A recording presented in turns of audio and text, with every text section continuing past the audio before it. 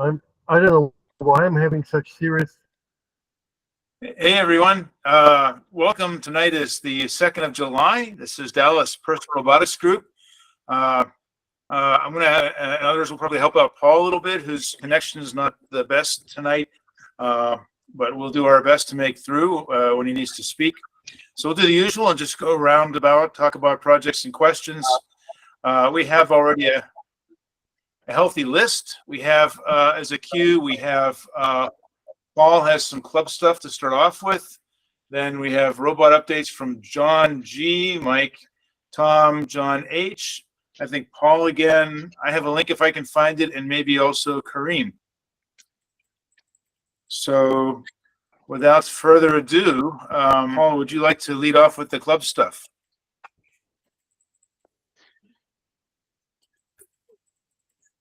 Yes.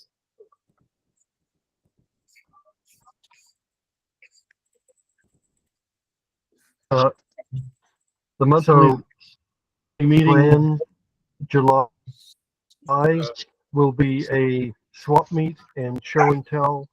In August, Scott will present JTAG debugging. Moon Day organization. Moon Day is July 20th. And here's a details for us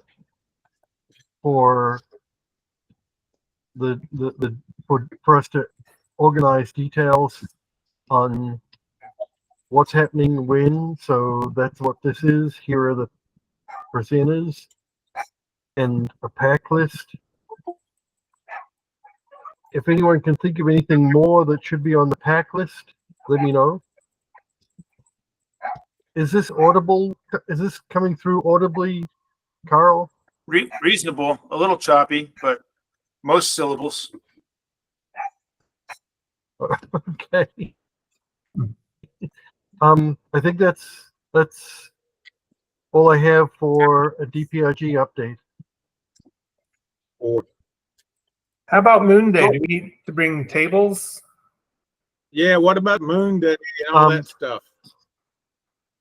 So I believe that tables will be provided by Moon Day. We are actually confirmed. So are you seeing the Moon Day, my Moon Day screen? We saw a cell spreadsheet, and now we see Frontiers of Flight. Yeah.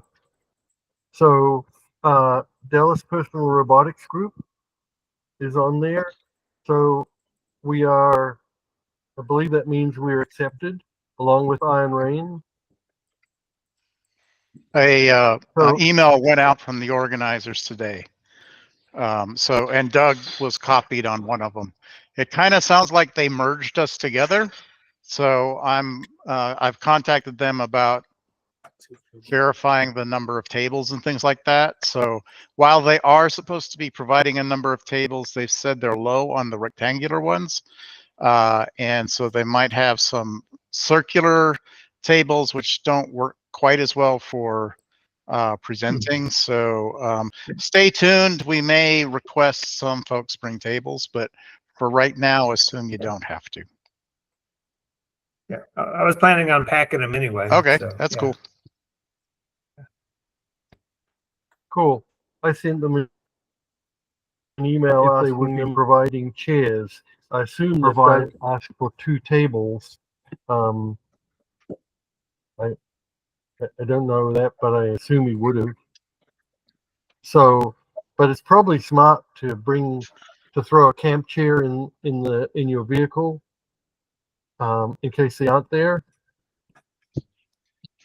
Doug, Harold, Mike, Mark, and Eric are exhibiting. I'm going to leave it to Doug as to whether he brings Roby, the robot, as a static exhibit. That's kind of a big lift, and I don't know if he's got space or if he thinks it might be too much after he's just got home. So it'll be his call. Mike had said he could bring computer vision stuff, time of flight stuff, and any required hardware. Harold said he had several robots to bring. Mark said he had PWPW, and I'm not sure about Eric. Any other questions on Moon Day planning? It's pronounced pew pew. Okay. All right.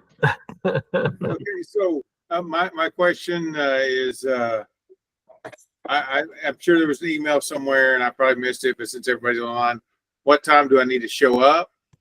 What time are we there till, the setup, tear down time plus hours that we're expected to, show things off to bright-eyed young people?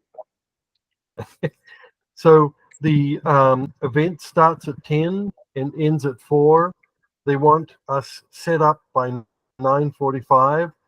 So I suggest showing up at 9, and we would leave sometime after 4 or whenever we think it's running down. I think we've got enough volunteers that we could spread people around the day so that everyone doesn't have to do a whole 7 hours. So if any of you, Harold, Mike, if you guys want to pick a preferred time, say pick a 5-hour slot, why don't you say that, and I'll put you down for it. I put Doug down for the whole. I'm personally, if I'm in for a penny, I'm in for a pound on this kind of deal. And besides, I'm sure there'll be other cool things to do to wander around on the Moon Day thing that will make me be there all day anyway. So. Okay. So I'll put you down for all day. What about you, Mike? Yeah. So I figure I'll be there all day, but I'd like to get away and see some of the presentations, some of the speaks, talks. I think there's enough people to cover the table while others wander around. Mm-hmm. There's an interesting set of talks that they've got, and here's the timetable, presentation timetable. I'll paste this in the chat so y'all can have a look at what things you might be interested in attending. Is there an entry fee for the public? Yes, there is. How much? I knew you were going to ask that, and I don't know. Buy tickets.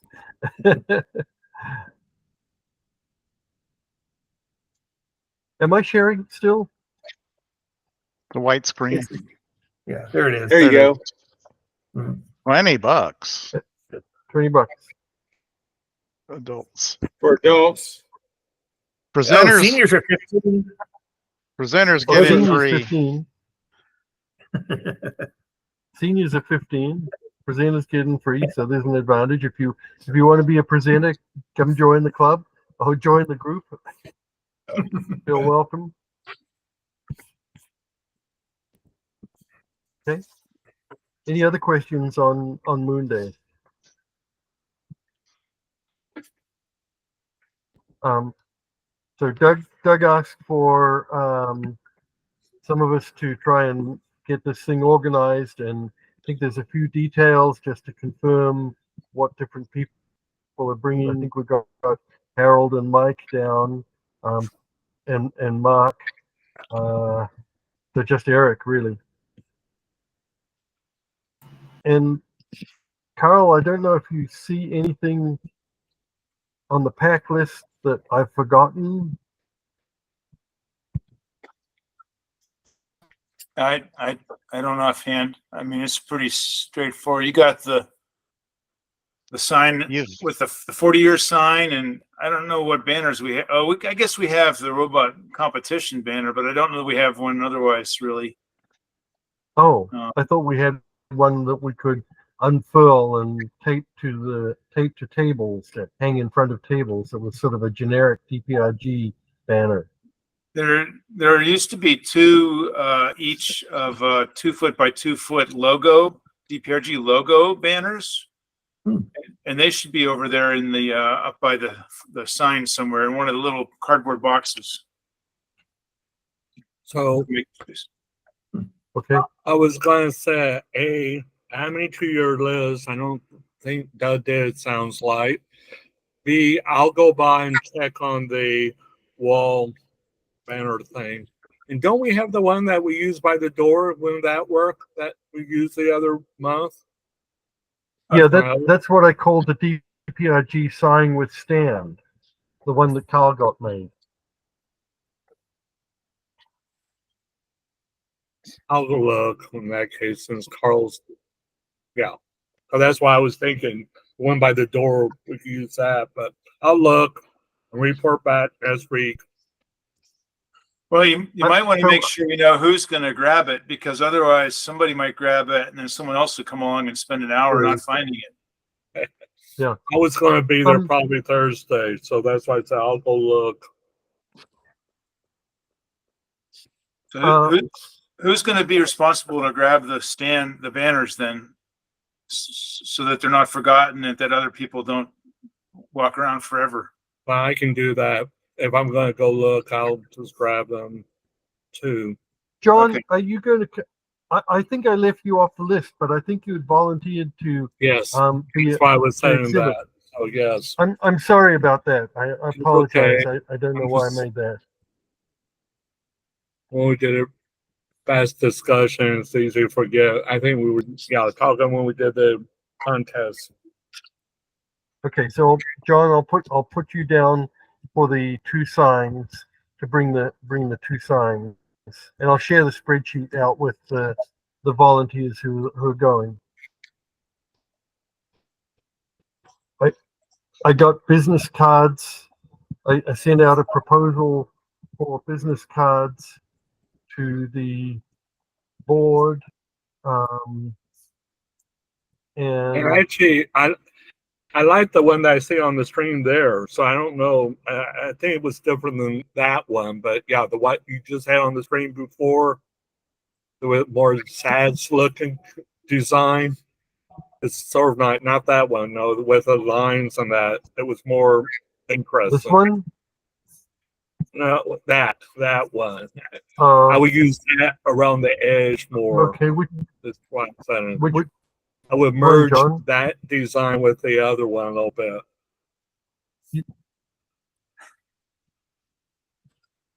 I couldn't hear you. Can you say it again?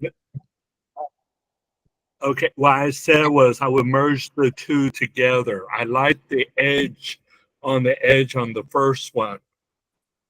And the center, more of that center part. I'm not sure those are compatible color schemes. Well, no, the colors can be changed, but I'm just saying the general layout of the edge I like on that one. Okay, that's nice. On this one that I'm showing now? Yes.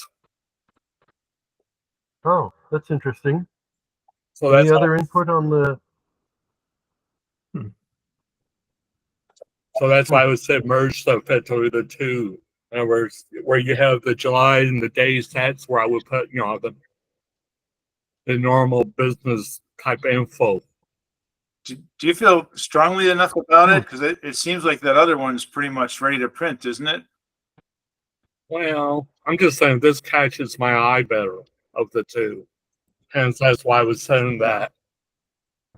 Or that one's sort of too in your bold, big face. In other words, I would take basically the left side and merge the left side of that into the center of the other one.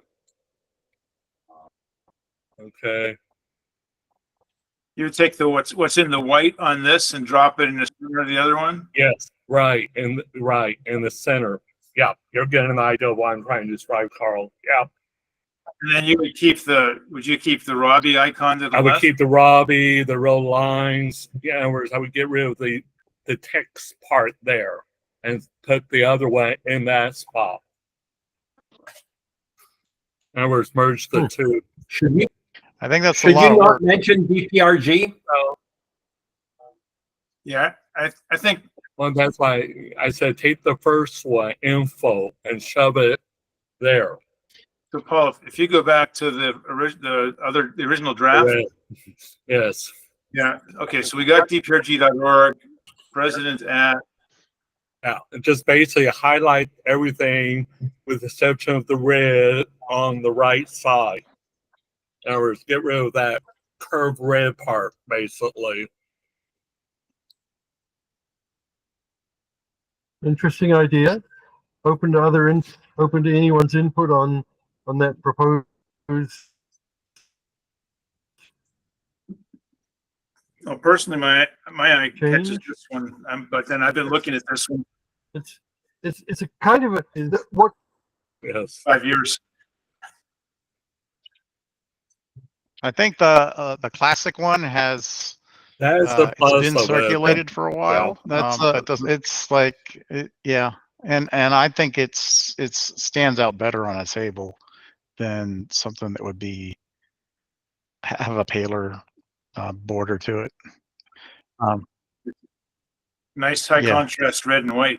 It pops. So, well, the only thing on the other one I like is the lines, the fact that it breaks it up. This one's more, there's not anything to break up your eyes effectively with. That's why I was saying that. It catches a little better, but it's half of one, half of the other. In the end, half of the people, what they'll do is they'll get their camera out and snap the picture of it. Mm-hmm. So, yeah, that's what it's missing. So a part of this, a part of what's involved. If it's missing anything, it's missing the snappable.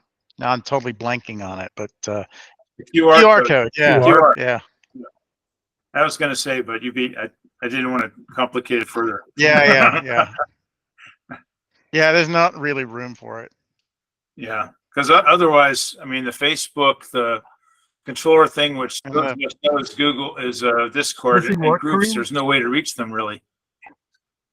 Yeah, and we can always print. You could just print a QR code to tape to the table for people. And embed a RFID chip. Oh, Kareem, did you suggest putting an RFID code on the business card? No, a QR code. I'm sorry. Yes. Suggesting a yes, QR but code. it's probably over. Oh, that's a great idea. Might want to. Do you have John, are we paying for a two-sided print or not? Yeah, I think we should do a two-sided print. Can I have a USB port? But it needs a PID algorithm. Yeah, but it has a USB port, but it's only a mini. That one no one ever has anymore.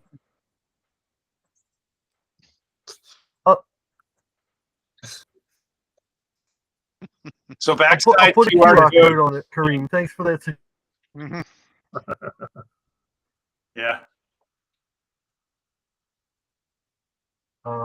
Any other questions on any DPRG stuff? Otherwise, I'll stop presenting. Okay.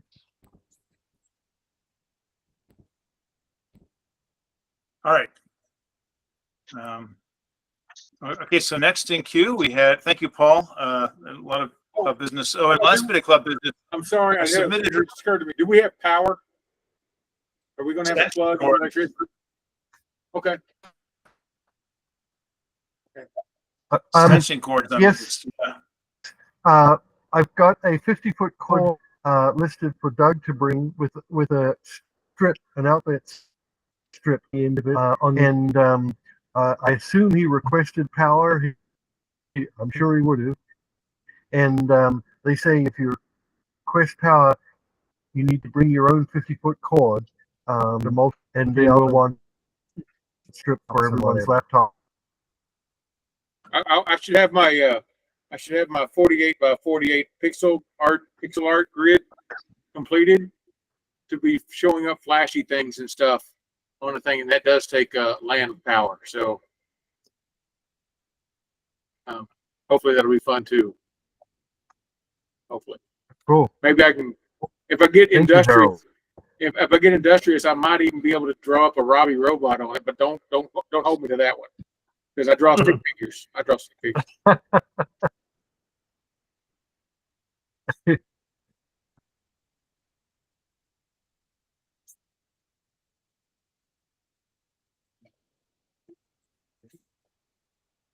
Okay. Hey, so Paul, just FYI, I have requested with Makerspace rooms through March.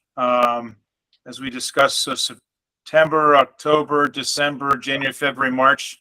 I'm still waiting back to hear from them, but at least they're submitted. So monthly meetings, I'll let you know if there's any issue, but hopefully there should be no problem. Okay, and that takes us to the queue. We had now that our design plans are parked for the moment, we have robot-y things. So John G, then Mike W, and John C. What kind of adjacent to robot things do you have to show for us?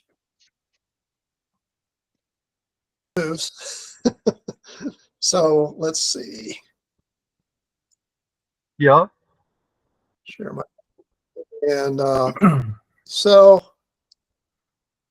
I wanted to put a motion activated camera. Can you see that? Yep. Yeah, motion activated camera on my fence, but I didn't want to run power out there.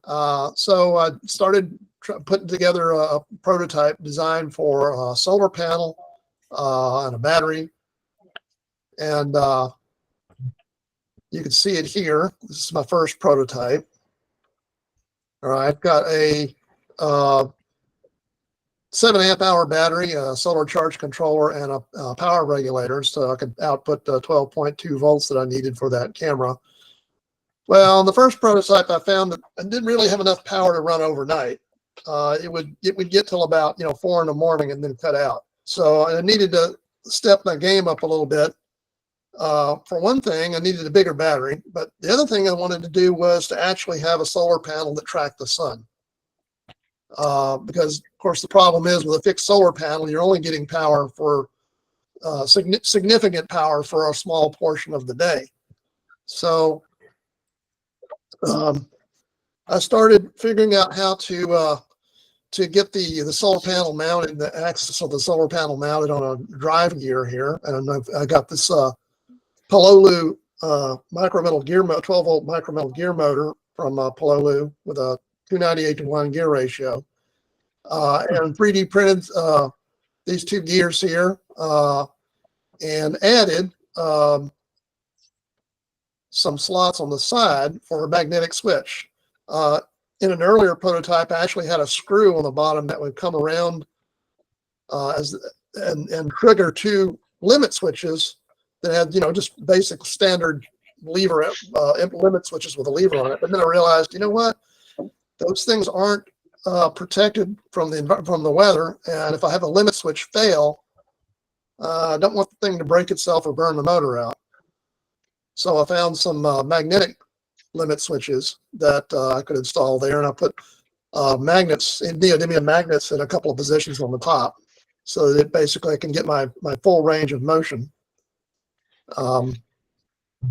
So there's a view from the bottom where you slide I slide these magnetic limit switches into the assembly, and the magnets go on the top. And so this is when I've got the whole thing put together. You see the lines for the limit switches on the left and the right.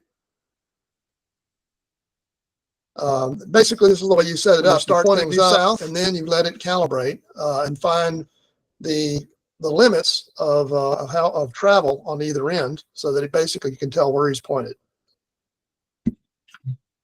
So with a newer system, I went with a 14-amp hour sealed lead acid battery. And in order to track the sun's position, I got a Raspberry Pi Zero W here, and I've got my custom Pi application control board where I can start and stop the application with the left button, and I can shut the Pi down with the center button. Then I got a voltage sensor where I can monitor the voltage of the battery over time as it charges and discharges. And then way down here on the bottom right is my custom DC motor control board and the wires going out to the motor. So, and I've got my I2C lines are pretty long here. One of the early problems I had to solve was I couldn't run I2C at the default speed of 150 kilobits, so I had to go down to 40K bits before it would function properly. So this is the final setup. All right. And this is how it calibrates when I first power it up.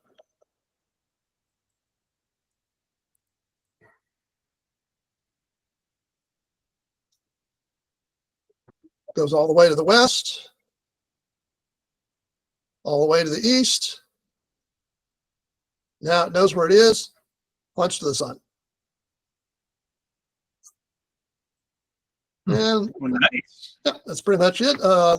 There's a lot of 3D printed parts to it for mounting various pieces, bits and pieces and switches, and a bracket to hold the battery in. And part of the program that I found a module, a Python module that for a given date and time and geographical location, it'll give you the altitude and azimuth of the sun. So let's see. And my program actually generates a CSV file from readings on the of the battery level so that I can plot my voltage and current over time. So this is about close to 3 days worth of data. You can see the beginning of the first night on the line on the right, as you see the blue line, the voltage going down, and of course the current is drawn about 500 milliamps during the night. And then as the sun comes up, you can see the voltage, the charging going back up. And that was actually a partly cloudy day, which is why you see the current all over the place. All right. And then of course it almost fully charged, and then it went down for the next night. And then this latter day was a completely sunny day, no clouds whatsoever. So basically I'm getting an idea of how much of a charge I need to run overnight with some spare capacity for things like cloudy days. And that's pretty much it. Gold star. Just out of curiosity, what are you planning to take pictures of? Well, it's just a general purpose camera. Like if I want to hang it off, I got coyotes out in the creek at night. If I want to catch them, it's got an infrared illuminator on it. So if I want to catch when coyotes are outside the fence, I can take pictures of them, or I could use it for security. Oh, let's be honest. It's about those darn kids. Yeah, it won't stay off my lawn. Yeah. Good. Very, very impressive. Thank you. Any other questions? Okay, I'll relinquish control here.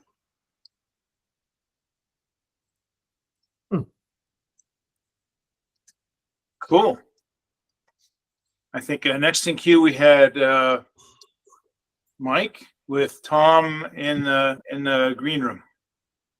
Okay. Yeah. So I have two topics basically. I have my robot platform that Corinne gave me permission to buy last time, and I have Moonday. I was going to sort of demo my Moonday stuff online here. So I guess I'll start. If you pin me, I'll show you the chassis.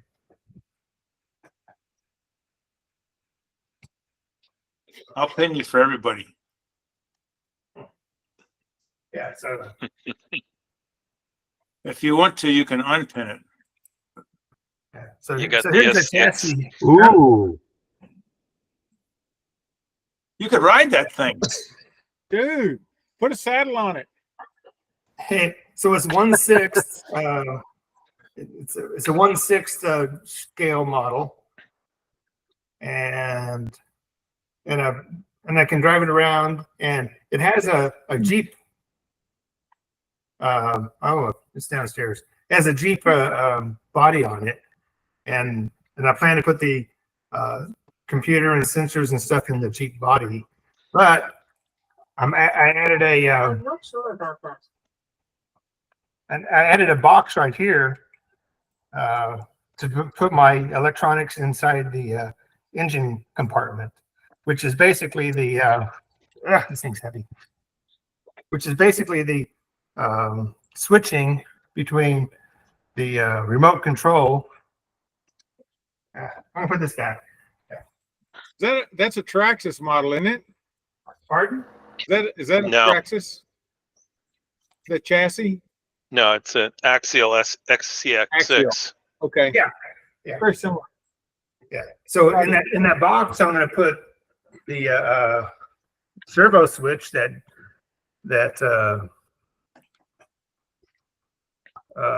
Doug recommended last time, and a micro, like an RP2040, a wave share 0, and power supply, power regulators to regulate the battery voltage down to 5 volts for the electronics up in the cab, and then I'll be using this remote control here, so I can use it to drive it around, and then I can use it during operate. I can use it to switch between manual and automatic mode, and it also would double as a kill switch.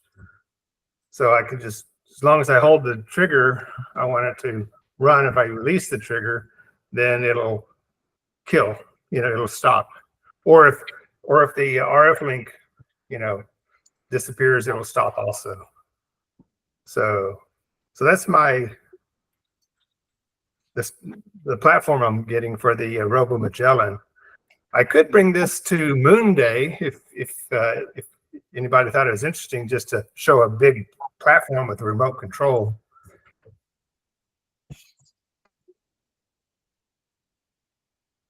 Just But keep the speed under control. Pardon? Keep the speed under control if you're going to actually run it. Yeah, I know that might be the thing. Is got to keep it slow. And the So- space too, right? Because it can get kind of packed in there with people walking around. Yeah. So I don't know if we need this because Harold's going to bring his robots, I think. Yeah, I got any number of them. I was going to bring the 6. Well, I got to make sure the six wheel rover actually rovers. And then I've got I got Jimbot, HugoBot, and I've got an R2D2 unit. It's not a real robot, but it's one of the ones you get from Galaxy AX. In fact, the wife built this one, and you can run around, and it's R2D2, and it's kind of fun, and it makes noises and all that kind of stuff. So- Right? So those would be safer. I mean, they'll break before they'll break someone else, and this platform will break Yeah, someone before it breaks. That will run over a whole family of people before. Right. Yeah, it's really cool. It has a brushless motor, a censored brushless motor that controls the ESC. So it has really good, slow starts. It doesn't jerk when it starts. It just sort of, you can run it really slow, and it has good speed control. Yeah, it uses FOC control for the brushless. Mine does the same thing. Right. So it basically gives you full control and power even at really low speeds. Right. Yeah. So it's really nice. The motor is huge on that thing. I'll bring it over and sort of show.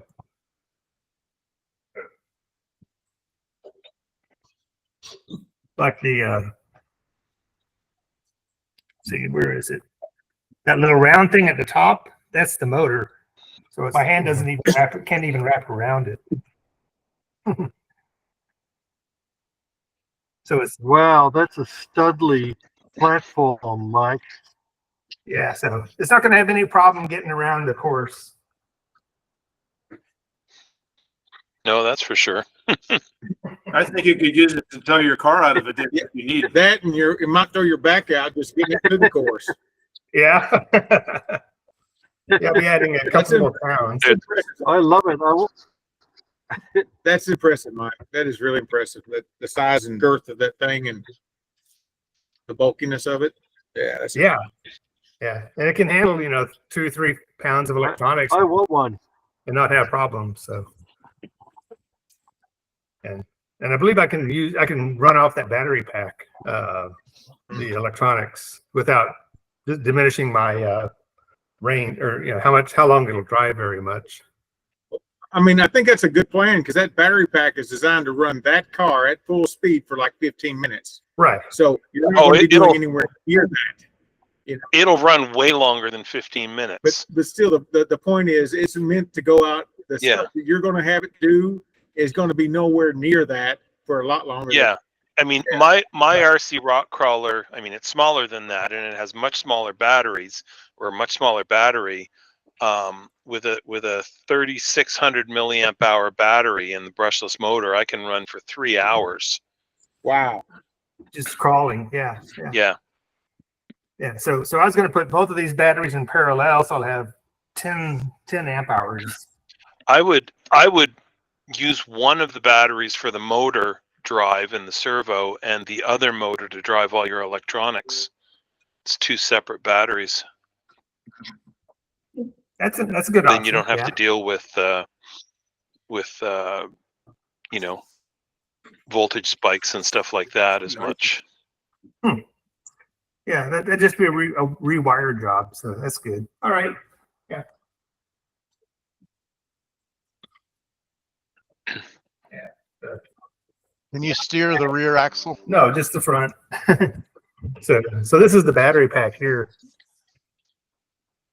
Okay, it's a 3S. Yeah, that's perfect. Right, and so I can put 2 of them in parallel to get twice the energy. But then so I'll figure it out. But there's some options. That's good. Okay, so I also have a demo of I've been putting together my time of flight and my OpenMV camera. I'm going to try to show it on the screen here. Let's see.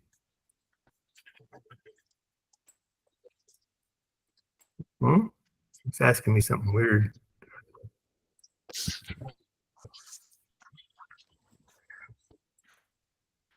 I guess I say allow. Okay. Ay.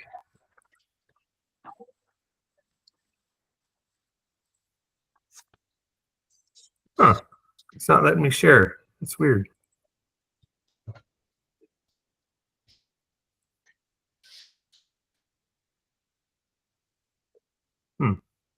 Oh, and now it's locked up. Do you guys see anything weird on your screen? I mean, not just you. Yeah. Somebody beat me. Somebody beat me through it. Awesome. Sorry, but Mike, you might want to come out and back in. That might help. I didn't even attempt to play, guys. That was flipped out. Yeah. Well, I got my other computer, and I have a demo on it of my the Oak camera. I was going to have at Moon Day, which has the AI, the image recognition or the person recognition. So let me try that one. So.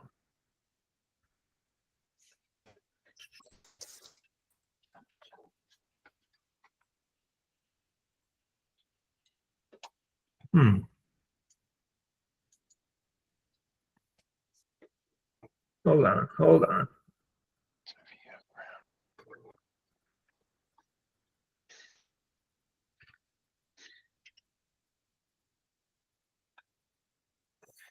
Oh.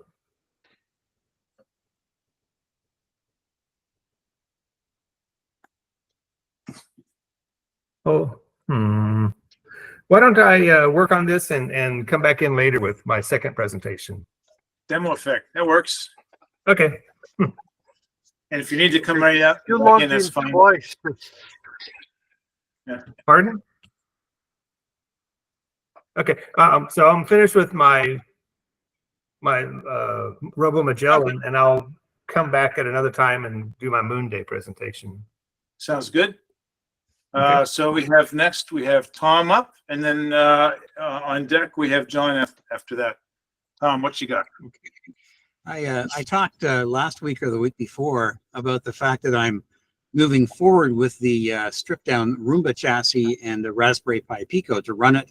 I got the motor drivers running last week without any problems, which gives me a platform that makes it possible to develop the next stage, which is to receive the encoder signals from the wheels that are built into these early generation Roombas, which are single phase encoder wheels.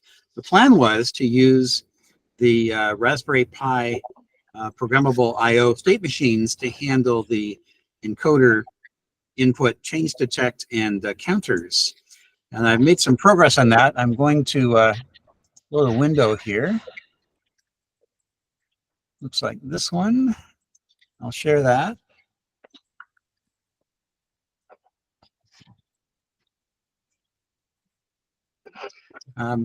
Just a moment's background for those of you not familiar with the Raspberry Pi Pico. It contains two of these very interesting programmable I/O blocks. This is a diagram of one of them. Each of those programmable I/O blocks contains 4 hardware state machines. You can see them with the purple blocks.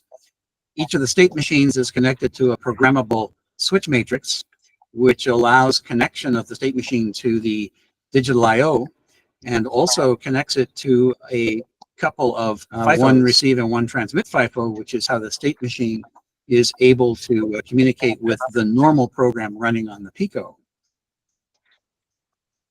Let's see, let's go over here. There we are. Inside one of the state machines is a programmer's model with a series of registers, which can be controlled by the code that you have to write to make the state machine execute through its states.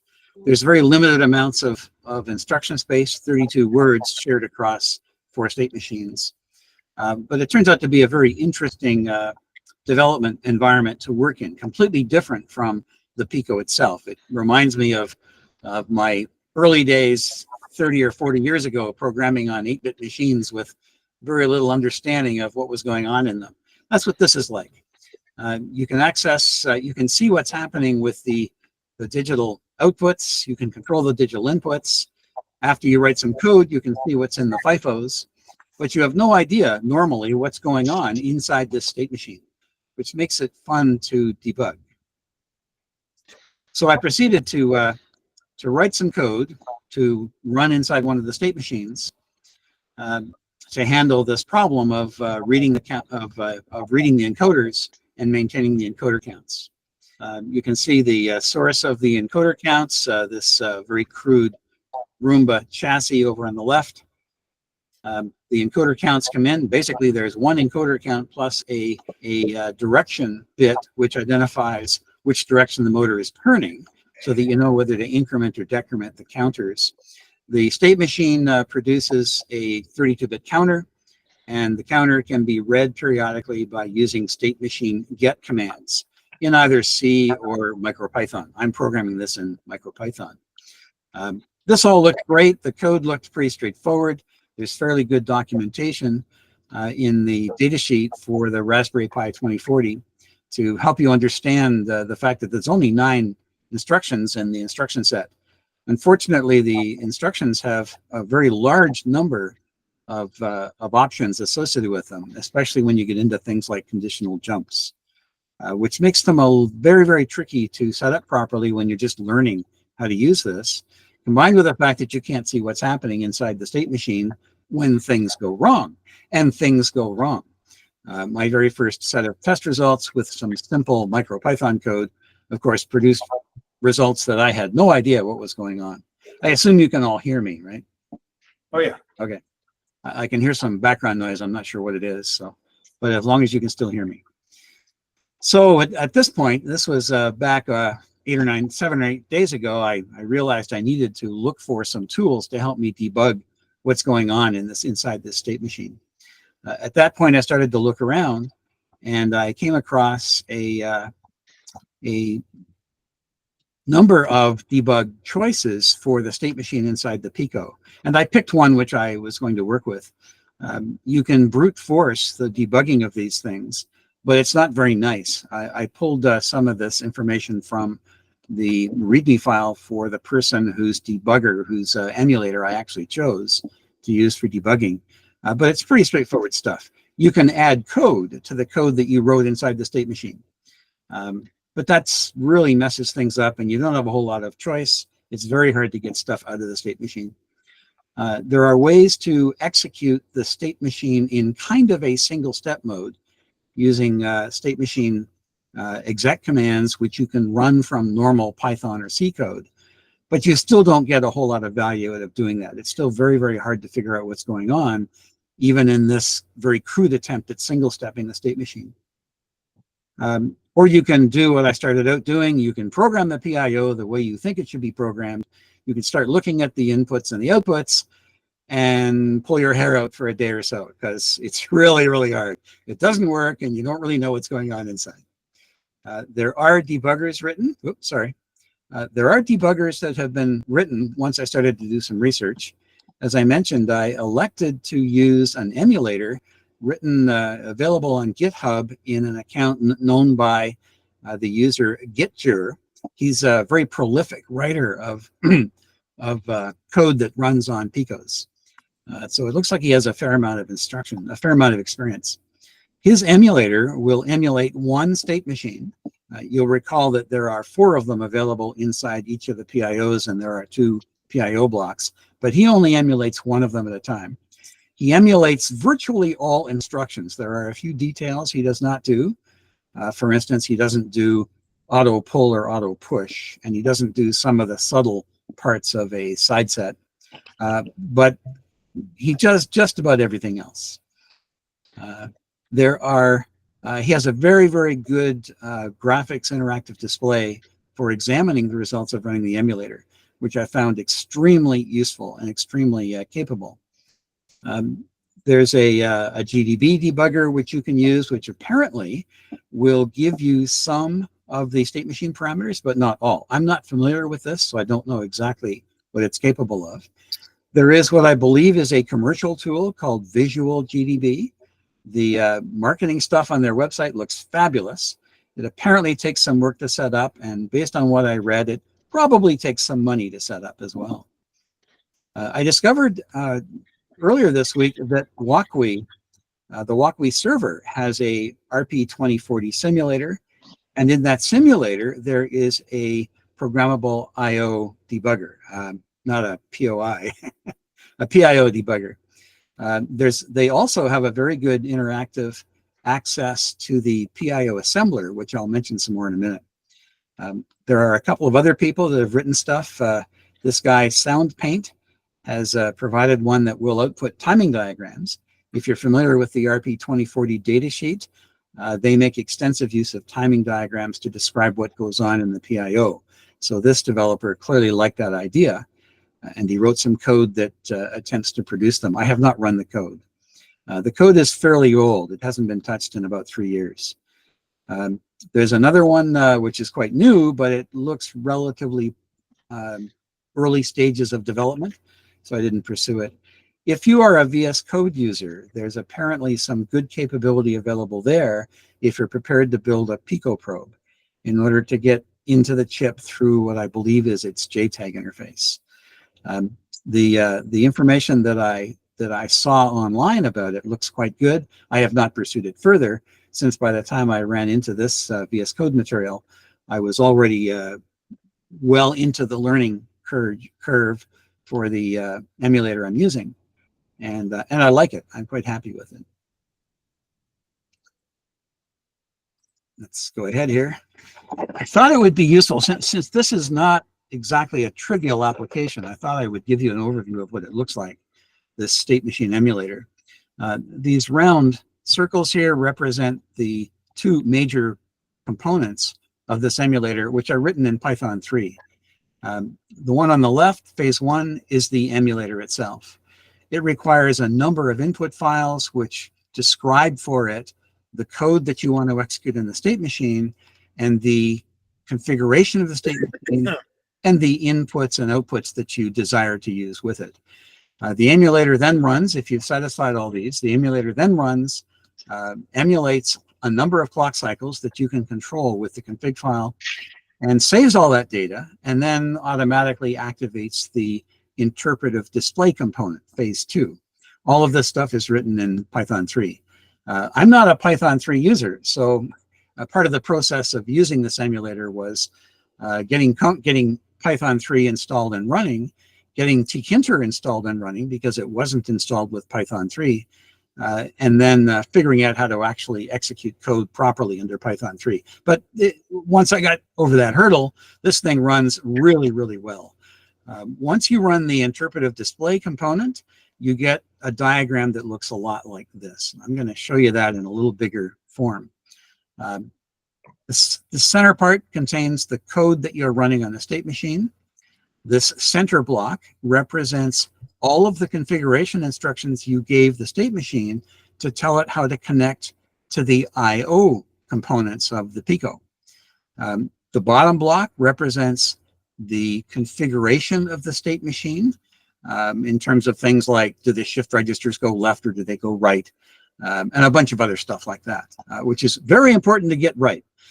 Some of the problems that I was able to solve was simply the fact that it wasn't clear to me what I had to do to make the code run correctly. And because this thing, my code doesn't run in the default configuration. The other part of the problem was, unfortunately, Raspberry Pi has made it a little bit tricky to find out what the default configuration is. I finally found a nice, neat description buried in the C SDK manual for the Raspberry Pi Pico. I couldn't find it anywhere in the MicroPython stuff, but it finally showed up. The regular code in the Pico interfaces to the state machine through a receive FIFO queue and a transmit FIFO queue. Those are represented down here in this section. You need to tell the state machine how to configure itself when you first turn it on. When you produce the instruction set, when you produce the program to run on the state machine, the traditional approach for producing the source code for this is that you also produce all of the methods and variables that are used to define the initialization of the state machine. It turns out that this emulator doesn't use any of that, even though it apparently requires it along with the source code. And you then have another file over here called the C program file, his choice of terms. And that contains a large set of instructions which can be used to define all of the configurations that you don't want to be automatic. This code is also used to execute periodically the state machine get codes, which are used to extract data from the FIFO queues, so you can see what you're getting out of the state machine. Once you execute those get instructions, they appear over here. You get the entire history of the gets. Really, really handy, as it turns out. Now, the state machine is designed to respond to changes in the digital inputs. In my particular example, I'm only using 2 digital inputs. So once I've configured them, what I have to do is I have to tell the emulator when to change the digital inputs and what to change them to. That's this final remaining block over here and the final remaining input file. Which Hey, Tom, let me interrupt you for a second. When you say over here, I don't think anybody's seeing your cursor. Oh my goodness, I'm sorry. So yeah, be a little bit more specific about where. How about here? Can you see it now? Yes, now I see it. Too many windows. Because I was struggling. My apologies. Thank you for interrupting me. I'm not going to go through it again, though. Hopefully, it's fairly self-explanatory. Okay, David. Once you get this emulator running and you have your code to the point where you've satisfied the emulator in terms of all the inputs, so it's not kicking out error messages because you forgot to do things like tell it where the input bits are, for example, then you can single step through the code that you've got, forwards, backwards. You can jump and you can examine what's happening to all of the internal registers and the contents of the queues, and you can vary what's appearing on the digital inputs that the thing is attempting to process. Without that, I would have never solved the several problems that I had, both in the configuration of the state machine. For example, I used the default shift direction for the shift register. These top two fields up here are the input shift register, ISR, and the output shift register. They can be shifted in either direction. You need to shift them in the correct direction to make the code work. But as soon as you execute the code a few times through a few cycles and you see where the bits are flowing, you know exactly what's gone wrong. Without that, it's extremely difficult to figure out where the problems might be.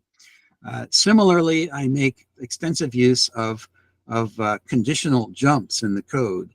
And the conditional jumps turn out to be extremely complex to get right when you get beyond simple conditions. And again, by being able to observe the behavior of the emulator as it walks its way step by step through the code, then you can very quickly determine if the thing is performing the way you expected it to. I have gotten to the point over the last several days where I now have a successfully executing state machine code doing the things that I want it to do, and that I can successfully read from normal code written in MicroPython inside the microprocessor, inside the Pico. So I'm really, really happy with this, and thought you might, those of you who may be choosing to use Picos and maybe choosing to write your own code inside the state machines, in all honesty, you will need something like this. So Tom, you said you were using this to debug, to see what your program that you're using for quadrature encoder inputs. Well, let me be clear. This particular early generation Roomba has single phase encoders, not quadrature encoders. Oh, okay. There are many people who have written state machine code to decode quadrature encoders, and they generally implement them in the same way. They're using a 16-element jump table within the instruction set and a little bit of extra code to decide where to jump into it and what to do as a result of the change detect process that's being used with the input bits. And if I had quadrature encoders, I could use those as well.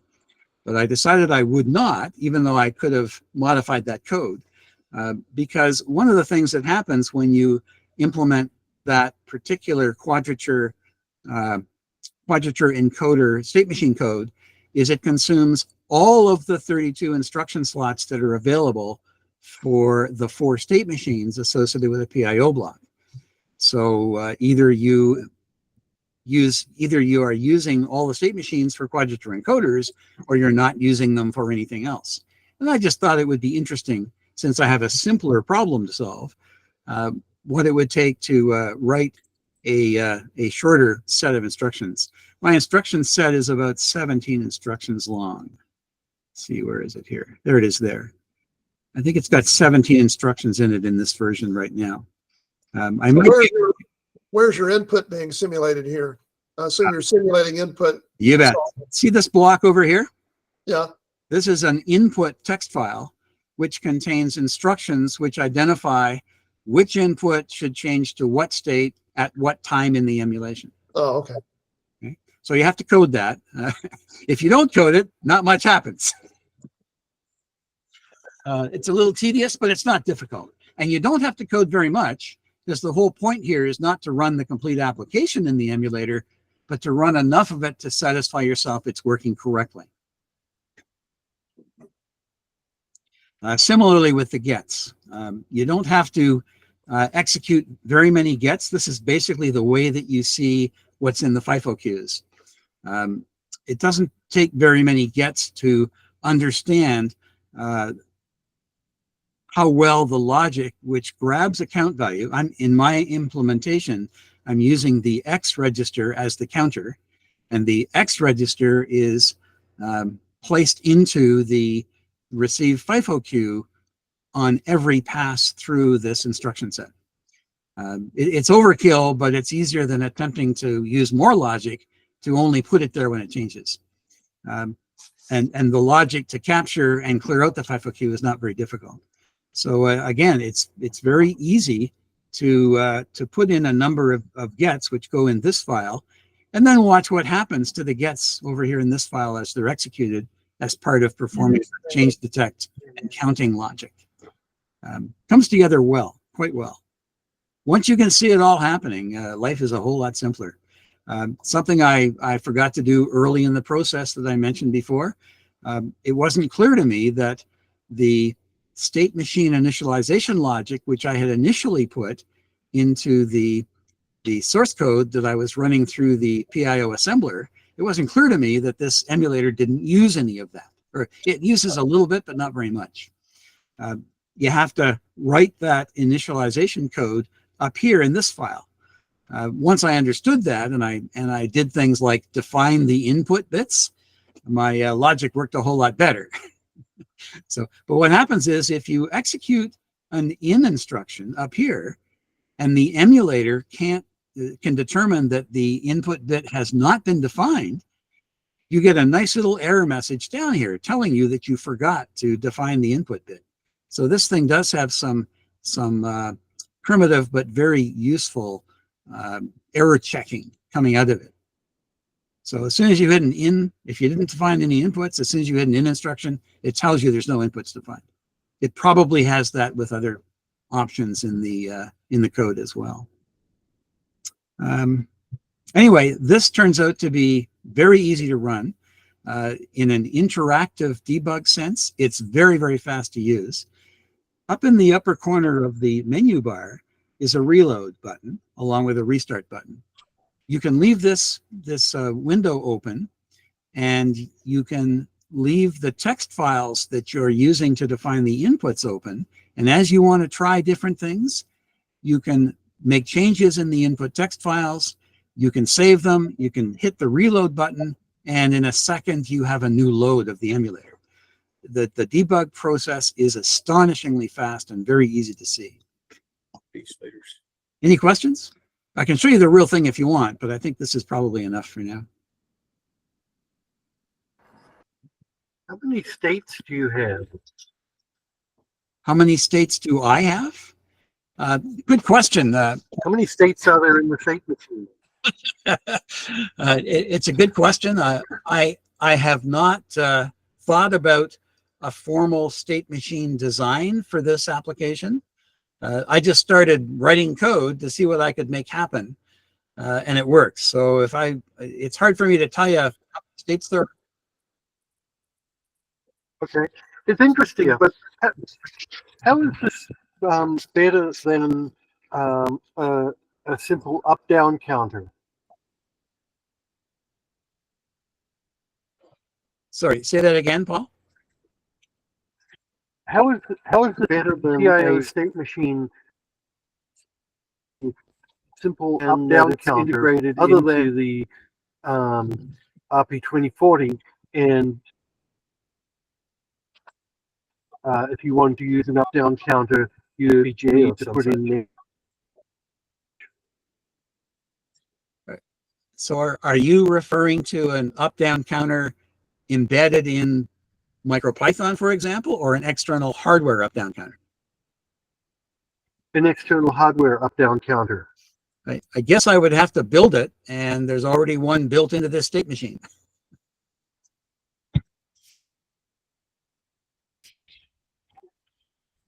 Okay. That's what I did. I built an up-down counter. It just, yeah.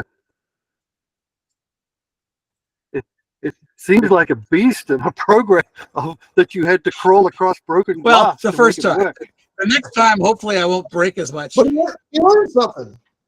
The important thing, Paul, is that this runs entirely in the background with no effect on your microcontroller main processing loop at all.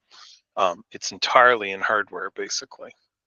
So it's you don't have any interrupted, you don't have any variance in timing. When it happens, it happens. Yeah. Yeah.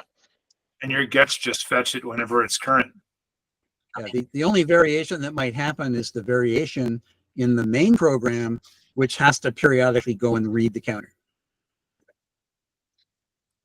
The counter is always there in the FIFO queue, sitting, waiting to be read. I just have to go read it when it's the right time to read it. But even then, if the main program could get an accurate time base, you could normalize for variance if you needed to. Yes.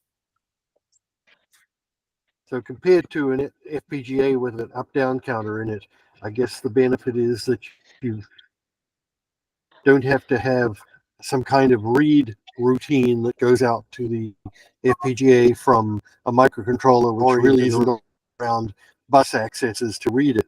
Whereas this is internal, so you can use the internal bus to read it. I guess, Paul, you could argue that the state machine is in fact an FPGA equivalent, and that the code I wrote is the same code you would have to write to program an FPGA.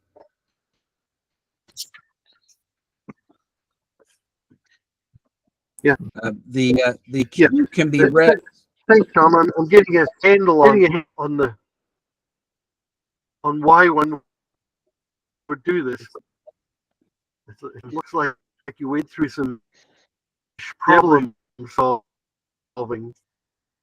Well, but that's part for me. A big part of the trip is the journey as opposed to the destination. And I've enjoyed learning how this thing works and learning a whole new debugging tool chain. And it did work, and it works well. Thank you, Tom. That's interesting. Yeah, Tom, I'm really excited about that emulation debugger, because I built a project a couple of years ago using the PIO, and it's basically it's the DMX protocol for stage lighting, and it's basically like a UART, but with a 512-bit frame instead of an 8-bit frame. Yep. And so, let me just.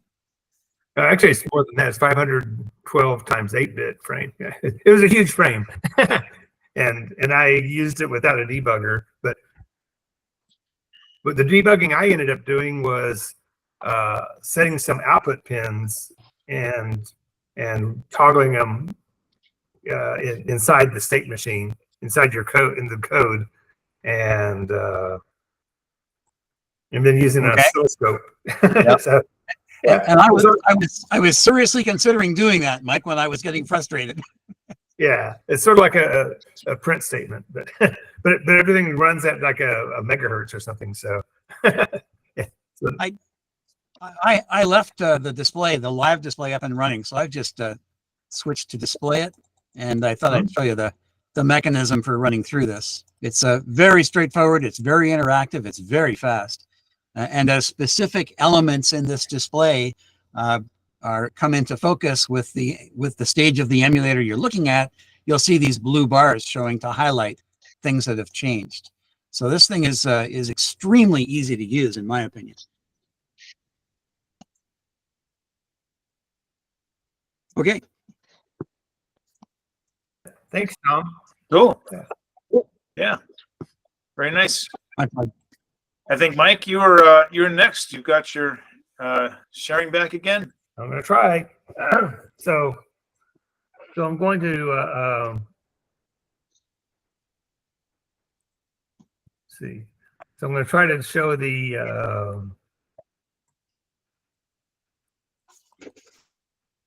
Let me see. Guess I'm going to show the screen here.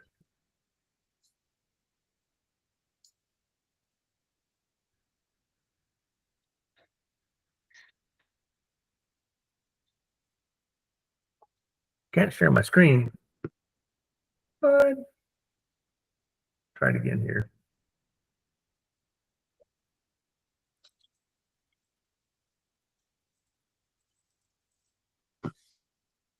Oh, there's what I was really looking for. Yeah. Okay, so I have a Oak camera, so you should be seeing. Mike, no, we're not seeing you. I haven't clicked all the way. Okay. Yeah. So basically, I think for the moon. Huh? There it is. Oh.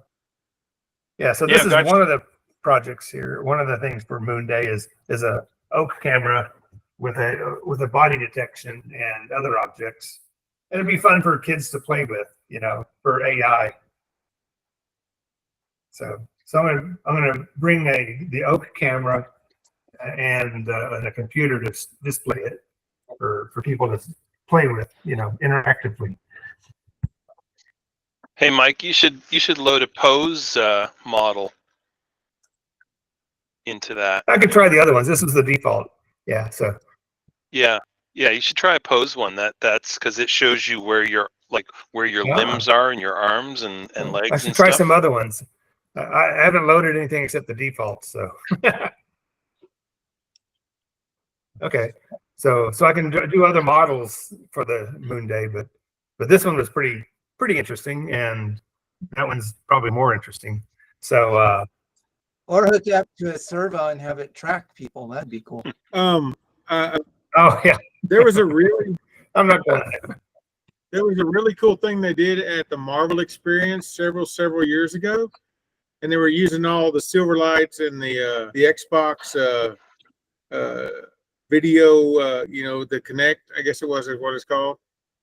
A lot of programming. What they did was they had 3 of these things up there and had a big screen up there. In your case, you got a screen, so it's tracking you right there, Mike. And if you put a pose in there so you can tell what the pose of the person is, as you're standing there and you do one of these things, Captain America, an animation of Captain America will drop in beside you because it knows where the bounding box is. And they'll just drop in the thing right beside you and do a little Captain America thing. And one of these things got you the Hulk, and one of these things down here got you Iron Man. And it was really cool to, as you were doing things, it was doing extra stuff in the video.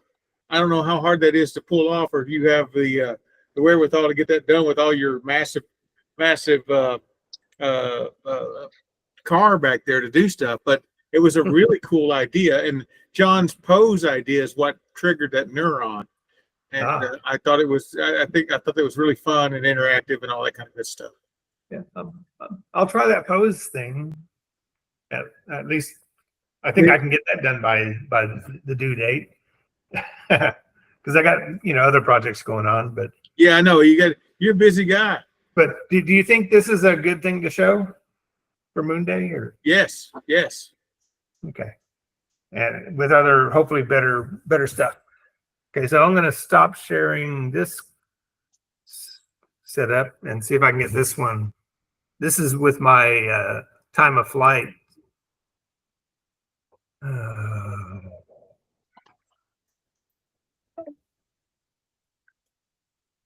I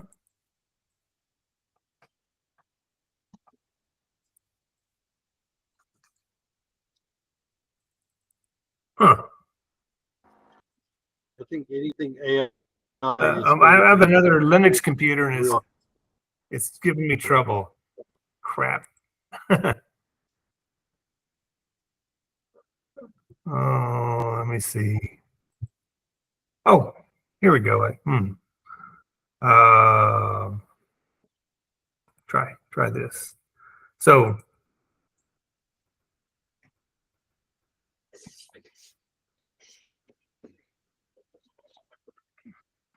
okay, so I wanted to show both my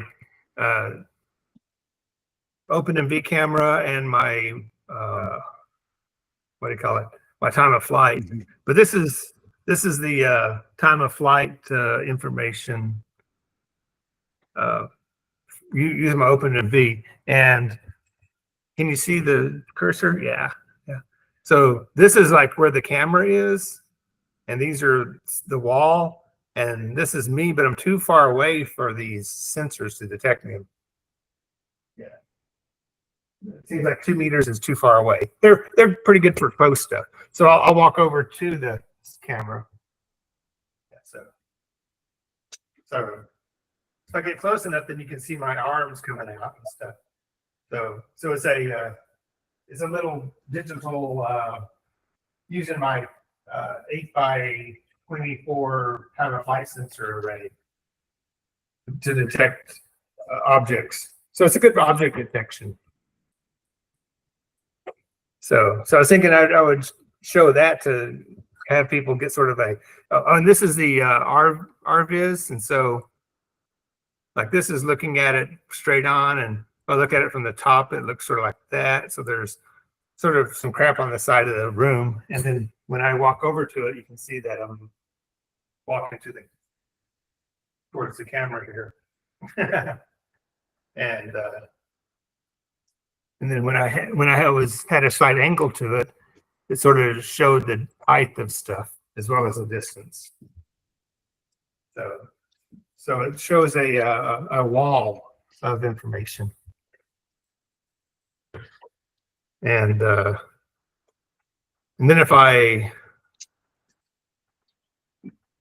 since I got basically it's using my robot that I was using for Robo Columbus. And so I'll have that robot on the table with its sensors that people can see, and they can see the robot. I'm not going to let the robot move. So if I do this and try to do it again.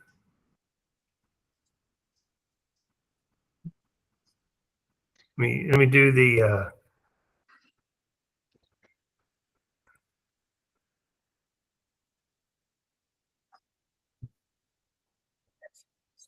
yeah, so this is the OpenMV, which is something everyone's probably pretty much seen, and so basically it detects colors. The lighting's not that great, but you can see it's detecting the can, and I got like one can in each hand, and so it can sort of show that, you know, the object detection from a color block perspective, where the oak is basically doing real AI. And detecting, you know, like a person and hopefully gesture. Sounds good. So those are my two things I'll be having for Moon Day, and I'm not going to bring that big robot because it could probably run over everybody and hurt somebody. Well,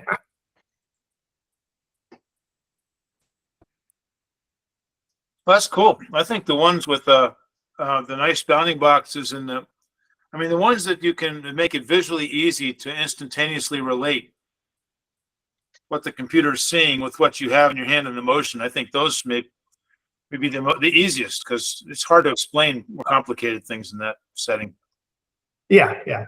So I have the oak camera is one thing, and then the OpenMV, which sort of shows the blob detection.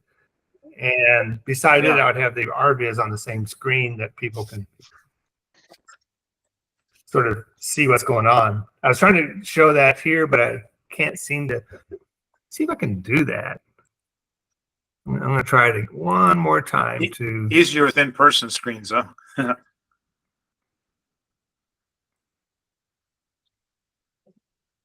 Oh, I think I can do it.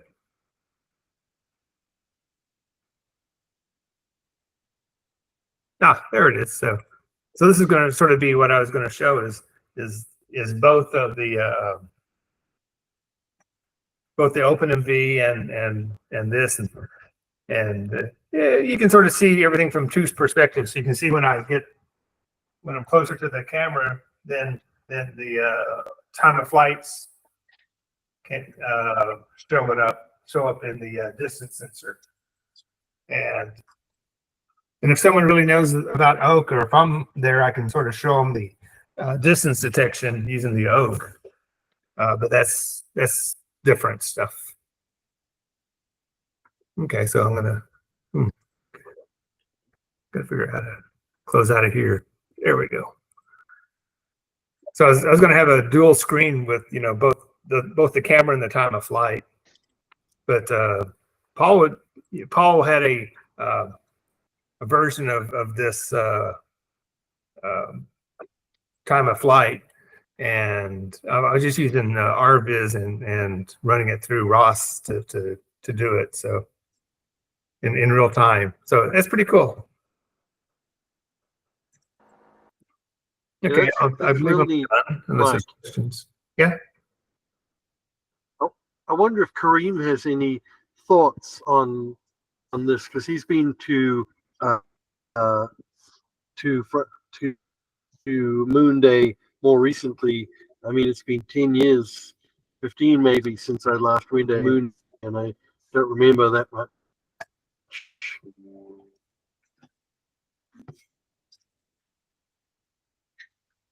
Kareem, you there? Sorry about that. I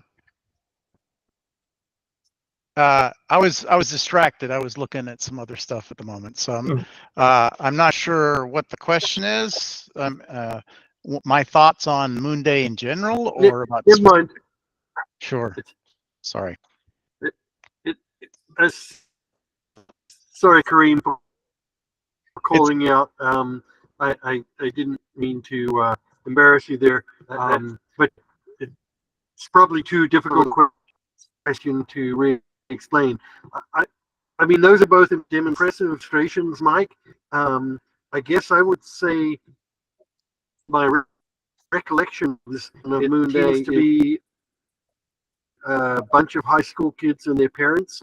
The parents know more than the kids do, and but what Carl said, it needs to be easy to explain, or you need to have a way to explain it easily, so that people can grok it. I would say that it's more younger families, much younger than high school on average, and as long as they have something that they can like see and somewhat interact with, they'll. It's surprising what how much they'll get. They won't understand the internals. They don't need to understand how it does what it does, but the fact that it's doing something a little novel will basically, we're there to spark their imaginations, right? And the main thing that, if there's anything that we want them to walk away with, it's a sense that maybe if they tug their parents hard enough, there's a chance that there's like a STEM kit in the future for them or something like that, that there's a way that they can continue to explore.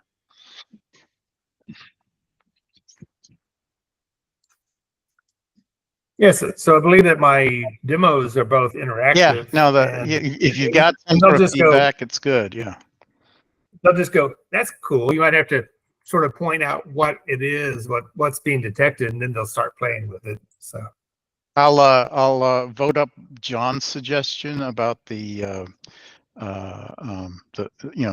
moving skeleton type thing, if that's what the pose does. Okay. That tends to work pretty well. All right. Well, I'll try to figure that out. Yeah, just be able to switch back and forth. I think it's easy. Yeah, it's easy. Yeah. I just haven't gone into the camera and said, try this new one. I just unboxed it and played with that one. So yeah. Sure. And when he said John a moving skeleton, I thought he was talking about my Halloween project. Which, by the way, I put my skull on a full skeleton this year. I don't know if y'all saw it. I'll save it for later. All right. Thank you. Thank you, Mike. Good demos. That's cool. I think John H., we have you next, and then Paul, if you had other stuff. I think John H., what you got? Yep. So been doing a lot of work on this guy, my little balancing robot, which still doesn't balance, but I designed and built a custom PCB for it, which you can see here. So this makes the wiring a lot cleaner and nicer and less likely to plug something in backwards and destroy my ESP32S3 like I did. Looks like you used JCL PCB? No, I did PCB way. It's more or less the same thing. I mean, they all do this stuff in a few days and for very little money. So I thought I'd show you guys the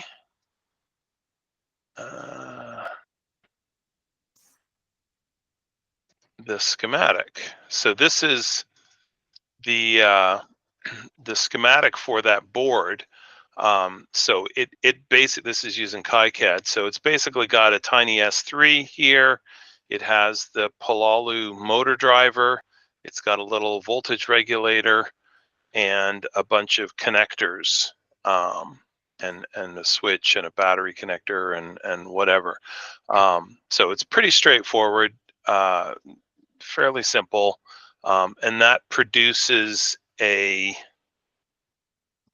PCB file, which looks like this, which then got sent off and got made and produces the PCB that's inside the robot now. Yeah, I really like KiCad. Yeah, it's a nice program. So there's a few other things that I've been working on with this. One of them, you guys remember my URC, so I now have an entry for this guy, and specifically doing PID tuning on these things is a real pain in the butt. You don't want to plug a wire into it because, of course, that affects the balance. So with this thing, I can go in and I have a menu entry called PID, which when I click on it, gives you 3 buttons, and you can set this PID value. And if I turn the robot on, well, it's running, but you can see it's got a little LCD screen on the front there, and it also displays the PID values. And if I go into here, I can adjust. So right now, I don't know if you can see that, but the PID is set to 0. The P value is set to 0.3. Can you see that at all, or? Yeah, a little There bit. we go. Okay, so if I go in here and I change it to, say, 0.05, whoops. Oh, you know what? I need to do this in the right order. I need to have this thing in here when I turn this guy on. Oh, that's weird. Why isn't this working? This is demolitis, of course.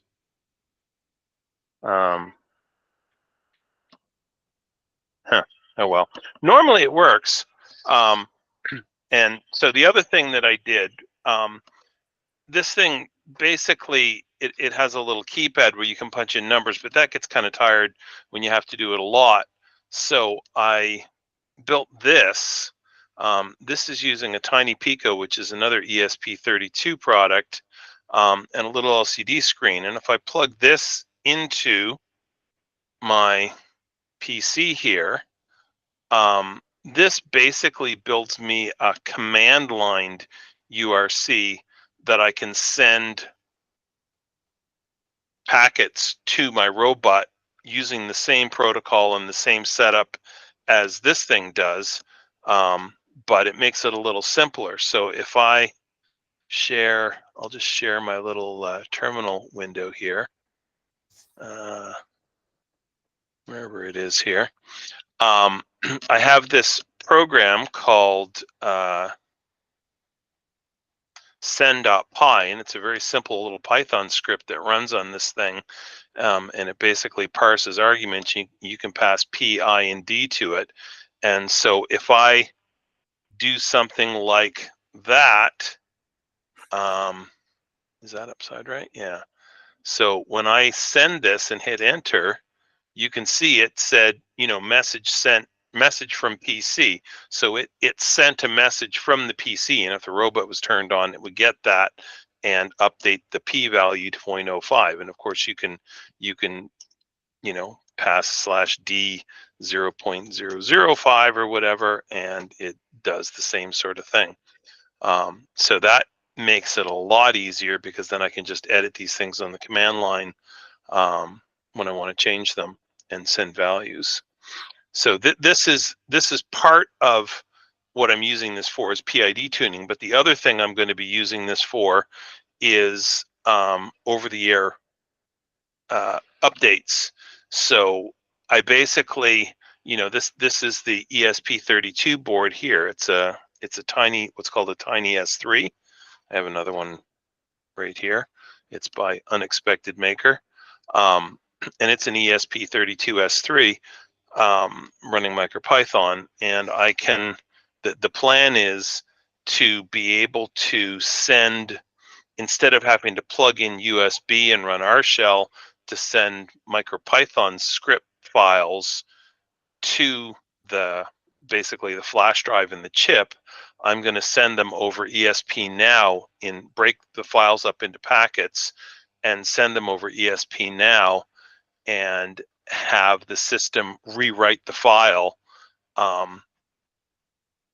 so that I can update any of my script files remotely without needing to plug in.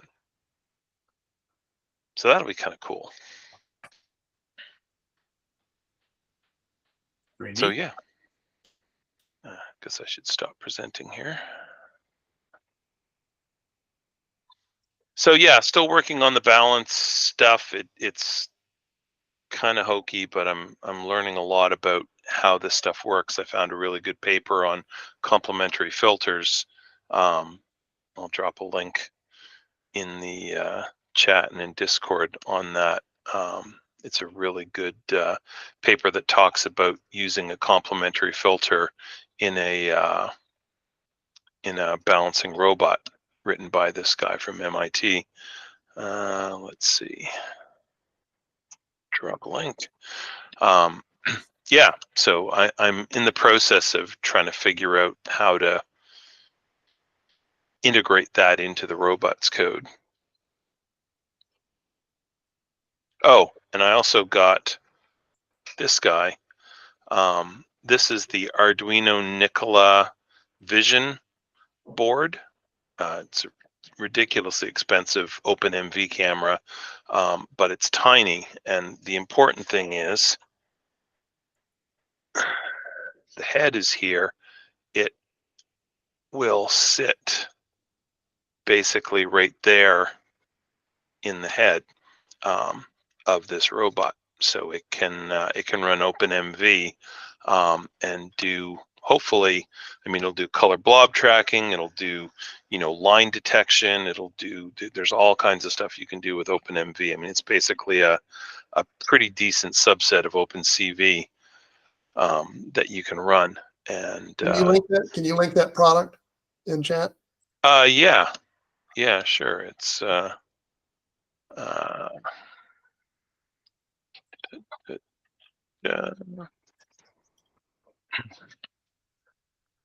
so this is, it's nice. It has an STM7 series, a 7 series STM32, and it's got a Wi-Fi chip on it, and it's so you can connect to it via Wi-Fi. It's got one of those little single beam LiDAR sensors, which you can see just underneath the camera there. So it you know, it's just like a single ping, but that works pretty well, and you can access that, and I've already tested that. Works pretty well. So yeah, lots of fun. The plan eventually is to make this robot able to do pretty much any of the competitions that we run at Roborama. So, you know, quick trip and 4 corners and you know, 5 corners or whatever that is, and potentially even 6 can, if I can get the balance working reliably enough and add a sort of a modular can gripper. Because really, when you pick up a can, you're just changing the balance point a little bit, so you have to compensate, have the robot compensate for that in order to pick it up. And if you've got a gripper that can grab the can, well, then you carry it off into the thing. So anyway, lots of plans. Wow, that's a high goal you got there, John, to make a balancing robot compete in the Roborama contest. I don't think anyone's ever attempted that before. Well, it sounds like if he gets it working, it'll be really nimble. It'll be fast. Yeah, that's kind of the idea. I mean, it's, you know, I have those little Palalu the high performance carbon brush gear motors with magnetic encoders inside here. I've got a full 9-axis IMU. It's got these little the time of flight laser sensors on each side and one on the front as well for the camera.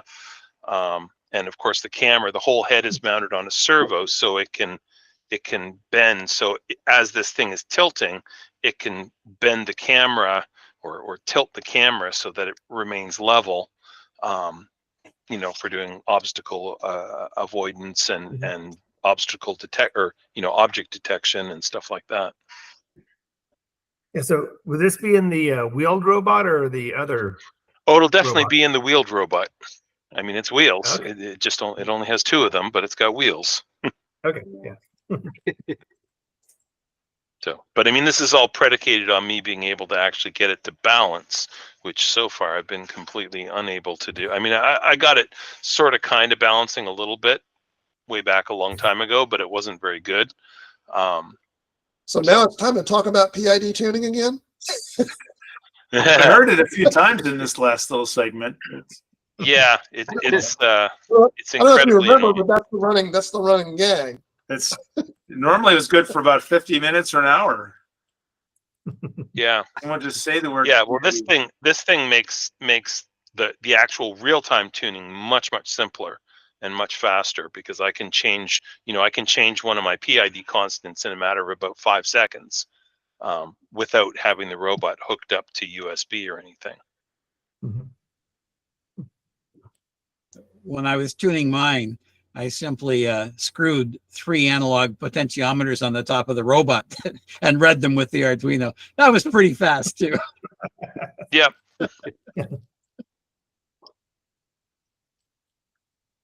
I was actually thinking about building a slightly different one of these that had 3 analog potentiometers on it, and and a joystick and all that stuff. And I may still do that. I don't know. We'll see. So where's Paul? Paul, I don't always go for the complicated solution. The analog pots was quick and easy. Yeah. You've got an accelerometer, so depending on what range you have, you could just use that for your pot, right? Dial it in. Yeah. I did build a kind of an interesting little jig here a couple days ago for testing my my 9-axis IMU. I have a couple of them. This is a B&O 085 and the other one's an ICM 2948, and it has a pot on the end as well. And actually, I'll just show you window. Where did that go? Did I close it? I'll just share my whole screen here just a sec. So the thing, do I have a picture of it open? Yep. Well, I have a picture of that, but I don't have a picture of this. So this is what it looks like. So this is the B&O one, and this is the ICM one, and then the pod, and they're all hooked up to STM32 running MicroPython. And so I can basically flick the IMUs back and forth, and I'm reading both of these at 100 hertz while I'm doing this, as well as the pot. And so I produced this graph, this data, which I graphed in Excel and took a picture of. So the blue line is the potentiometer. The red line is the pitch reading from the B&O 085, which you can see tracks. I mean, it's a larger magnitude, but it tracks the pot almost exactly. The green one is a raw gyro reading from the ICM IMU, and you can see how it kind of leads the other values. As you make changes to it, that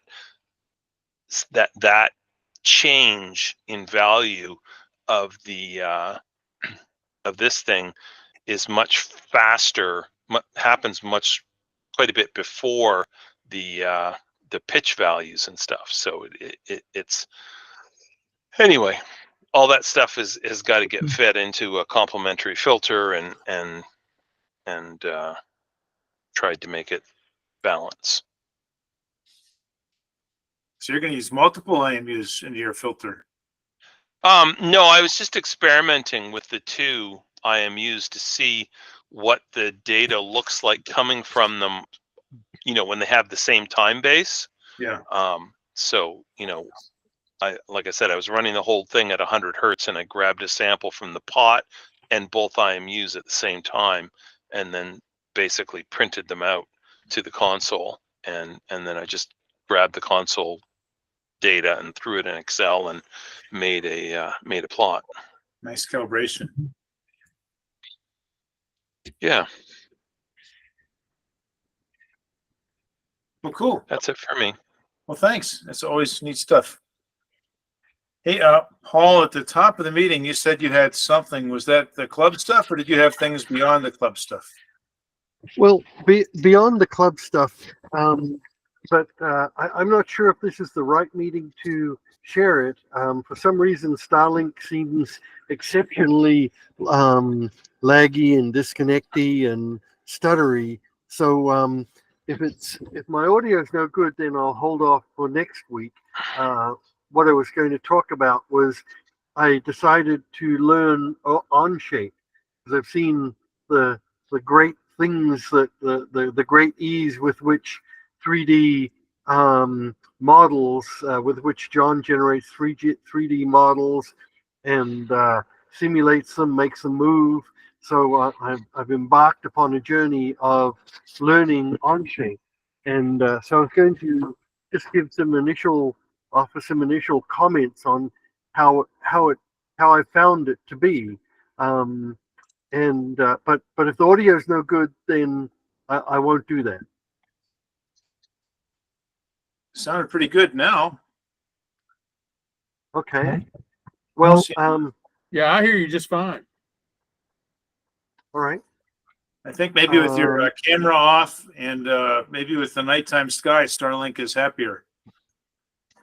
Yeah, maybe. So I went through the introduction to CAD exercises, and these are all models that I built up by following the tutorials, and they've got a really great track for teaching you the how to use the tool. One thing I did make a mistake on, and if anyone is considering going through the learning program, before you do CAD, introduction to CAD, you really want to do introduction to sketching, because there's so much that it turns out Onshape is nothing like Visio or Dryo or Inkscape or any of the 2D drawing tools that I've used before. It's its own thing, and apparently it was derived from SolidWorks, or I shouldn't say derived from, but the same two former CEOs of SolidWorks created a team in 2013 that built Onshape, and they produced their first product in 2015. And so it's been out in the field about 9 years now, and I do have to say they have just a very comprehensive set of training material, from like self-paced courses and focused training on a variety of topics. But what I found interesting, and I don't know any other 3D programs, so to me this is all new, but I thought I'd maybe just show the concept around which part creation is based, if that's of interest. Yeah. Sounds very similar to the way Fusion 360 works. You start with a sketch, and then you extrude solids from it. Yeah, that is exactly what you do, and so you can like suppress the solid, and then you can like edit the sketch and rotate it around and select different planes. So the ability to do these sketches and put the dimensions on all of the parts of it, and knowing how to do that is what I didn't know for much of what I did, because I hadn't done the sketching tutorial first, which I should have done. But what I found really interesting, besides the extruding bit, was that it infers all kinds of things from constraints that you put on the drawing. So if you show constraints, this means there's an intersection of parts, but it also can mean if you constrain a point that's above another point, it can, if you put a vertical constraint on them, it means that one will stay locked above the other. And right. so, The ones that's very similar to Fusion 360. It's as a matter of fact, the icons that you're pointing to at the top, that means same thing in Fusion 360. It means tangent to. oh, It means this line is tangent to. Yeah. And another Yep. another fun trick I saw in Fusion 360 on the thing, I got a video I forwarded off somewhere because I thought it was so cool, is a midpoint constraint. So if you'll get like a slot or a circle and you constrain it to a midpoint of an object that where you've drawn a construction line to, no matter how big you make that object, that slot or circle or whatever it is will remain in the middle, direct, complete in the center of it, in the object as you're moving it around and extruding on it. I found that really a powerful thing because I can't tell you how many times I've messed that up. I did the manual thing and got it wrong. And one cool thing is, it took me a while to figure out that the blue lines mean it's not fully constrained. Yes. Right. yes. Yeah. It took me a while to figure that out too, and I was like, they must once have I figured- these guys must have cribbed off of each other a lot, because that's the same color they use in Fusion 360 to show that it's not constrained. Well, wow. if you have something that works and you have something that's sort of well known in the industry and you can write it yourself, why do you reinvent that wheel? Because you want people to come with you, right?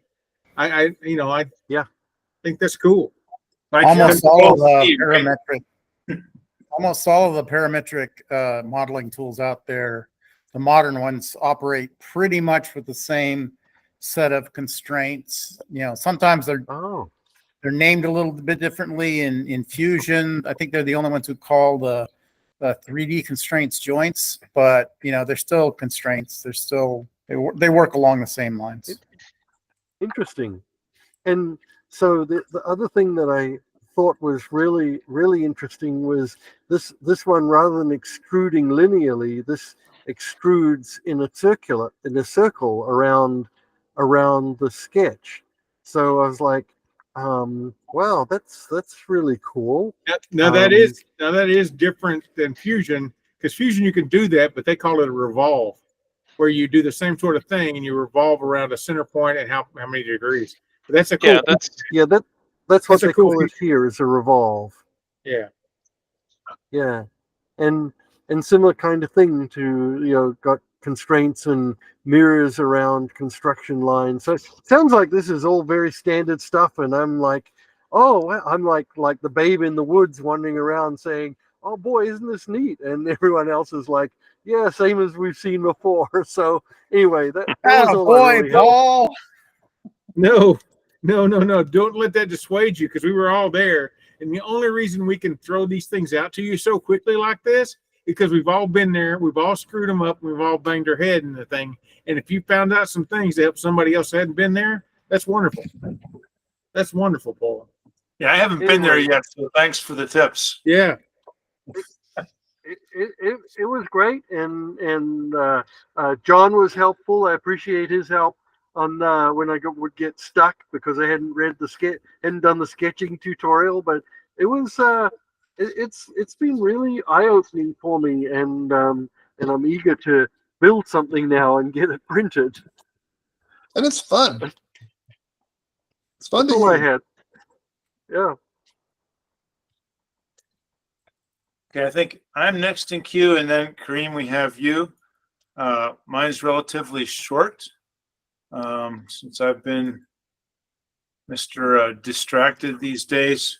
But I noticed that there was a pretty interesting Kickstarter that's open in the next 12 days by Pi Image Search. And I think, John, was it you who showed us the wonders of YOLO? Somebody.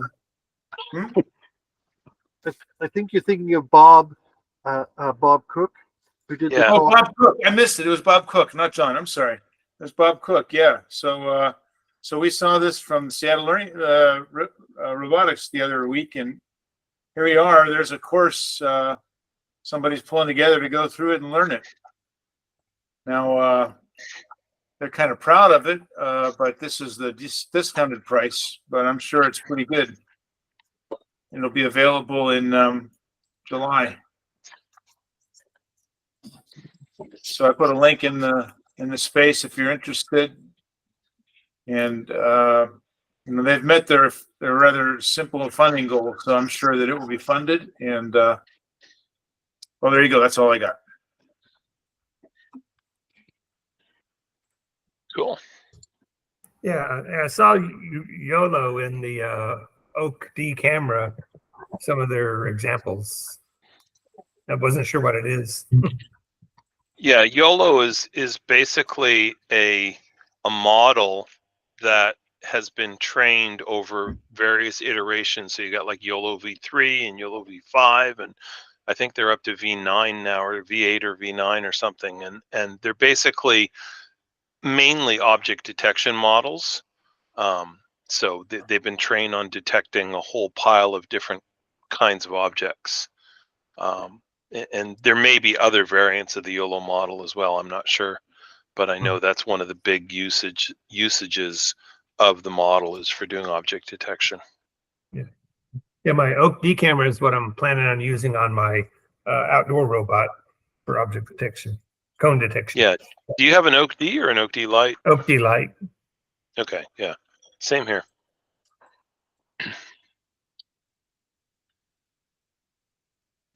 Okay, cool. Well, Kareem, have you had any luck pulling your item past the demo effect hurdle?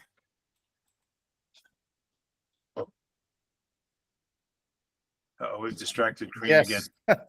Oh, good. Yeah, I think so. I haven't really tested it properly, but I had it working on the Pioneer 3 robot. But I had to move downstairs to deconflict with a family dinner.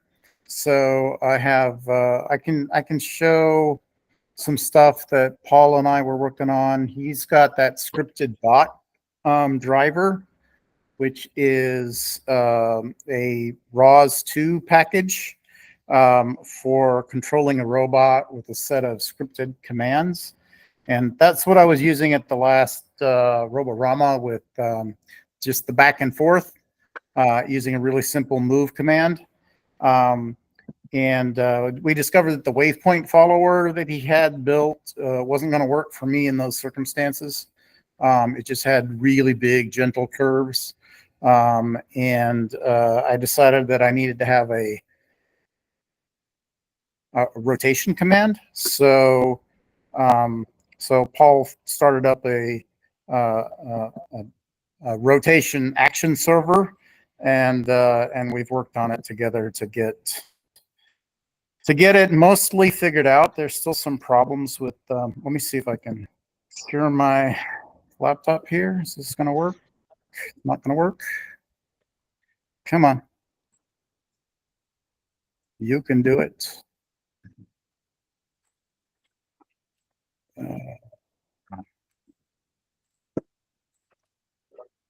Here. Okay, you guys can see Turtle Sim? Yeah. Oh yeah. Okay, so there's this. Do I want to go into this?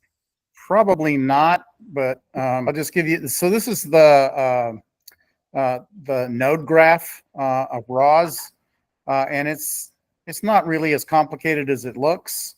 But these are some of Paul's nodes. So like here's a drive straight. So these are all odometry based. This is the actual turtle simulation. And the camera is not active at the moment. That's on the robot. Here's a rotate. This is the one that we were working on together. There's the drive waypoints. And what you can basically see is that there's this odometry message at the center, and its job is to publish the location of the robot. In this case, it's the location and attitude and speed of the turtle. and it's going to publish it to all of these listeners, to these nodes. These are action servers. And so you trigger it by simple scripting interface. So in this bottom, so down here is the command. So this is basically saying move 1 meter and rotate 15 degrees. And so if I run that, it's going to look like, where is it? Here? Yes. Now what you're going to see is the rotation command has a huge error component to it right now.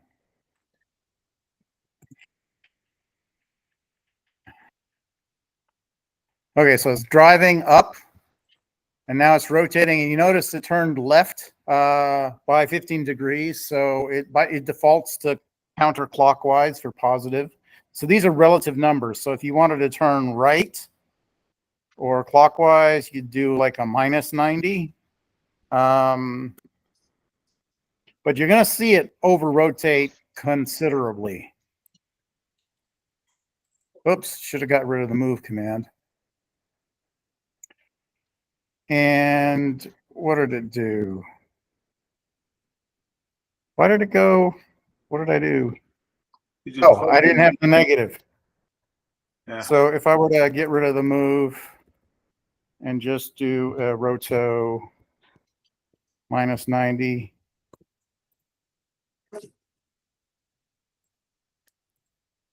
Hopefully that'll turn to the right. Yes. And you'll see your errors down here. In that particular case, the error isn't too bad. It was only 4 degrees. Sometimes it'll be up to like 50 degrees.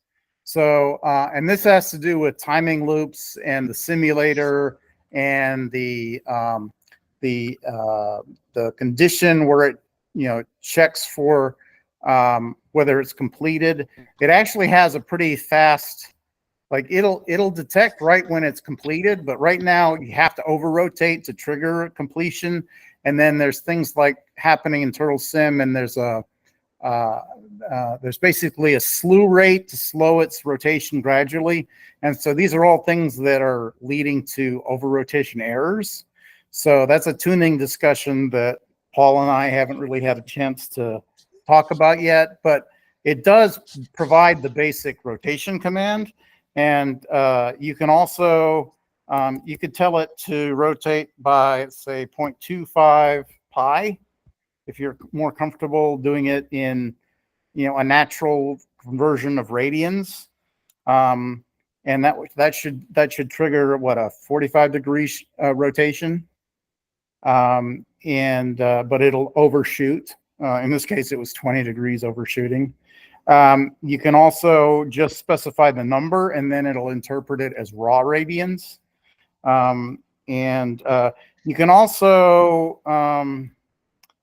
so let's do a 180. But I'm going to tell it to do 185.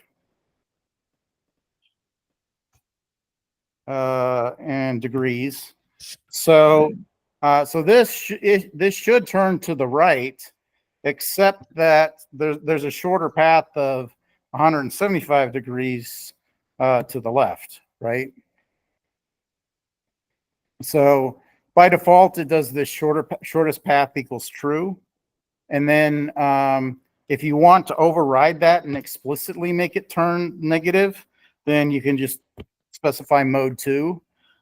You can also set up, like I can make it overshoot greatly by changing the rate. So the next thing you can do is like, let's say make it do 360 degrees per second. So this next parameter is the turn rate.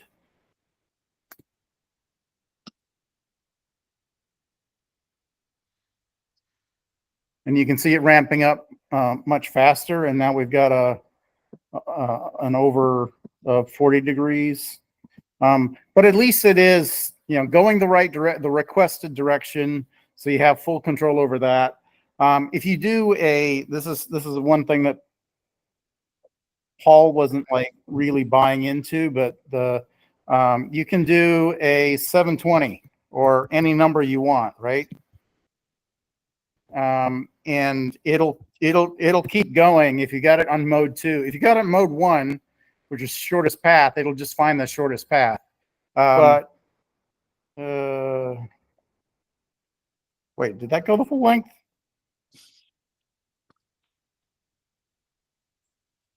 Oh, wait, I was doing the speed. That's the speed. This is the, wonder if it actually got all the way up to that speed. I don't know if it would have had enough time to do that.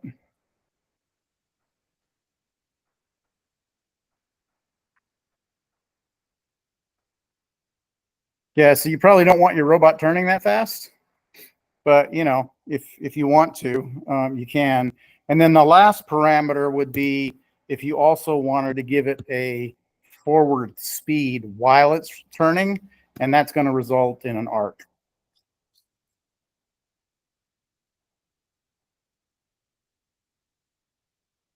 In this case, we're spiraling because we're doing a really high continuous final rotation rate. But you can also make it do, you know, circles. So I think that's what Paul wanted me to share.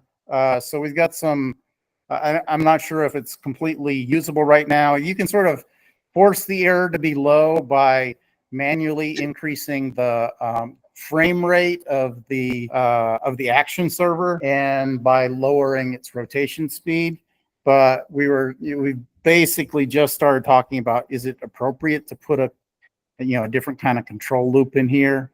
Right now it's a simple like 2-speed slow down, and once you start getting close, and it would be better to have like a PID control loop or something like that in there, probably.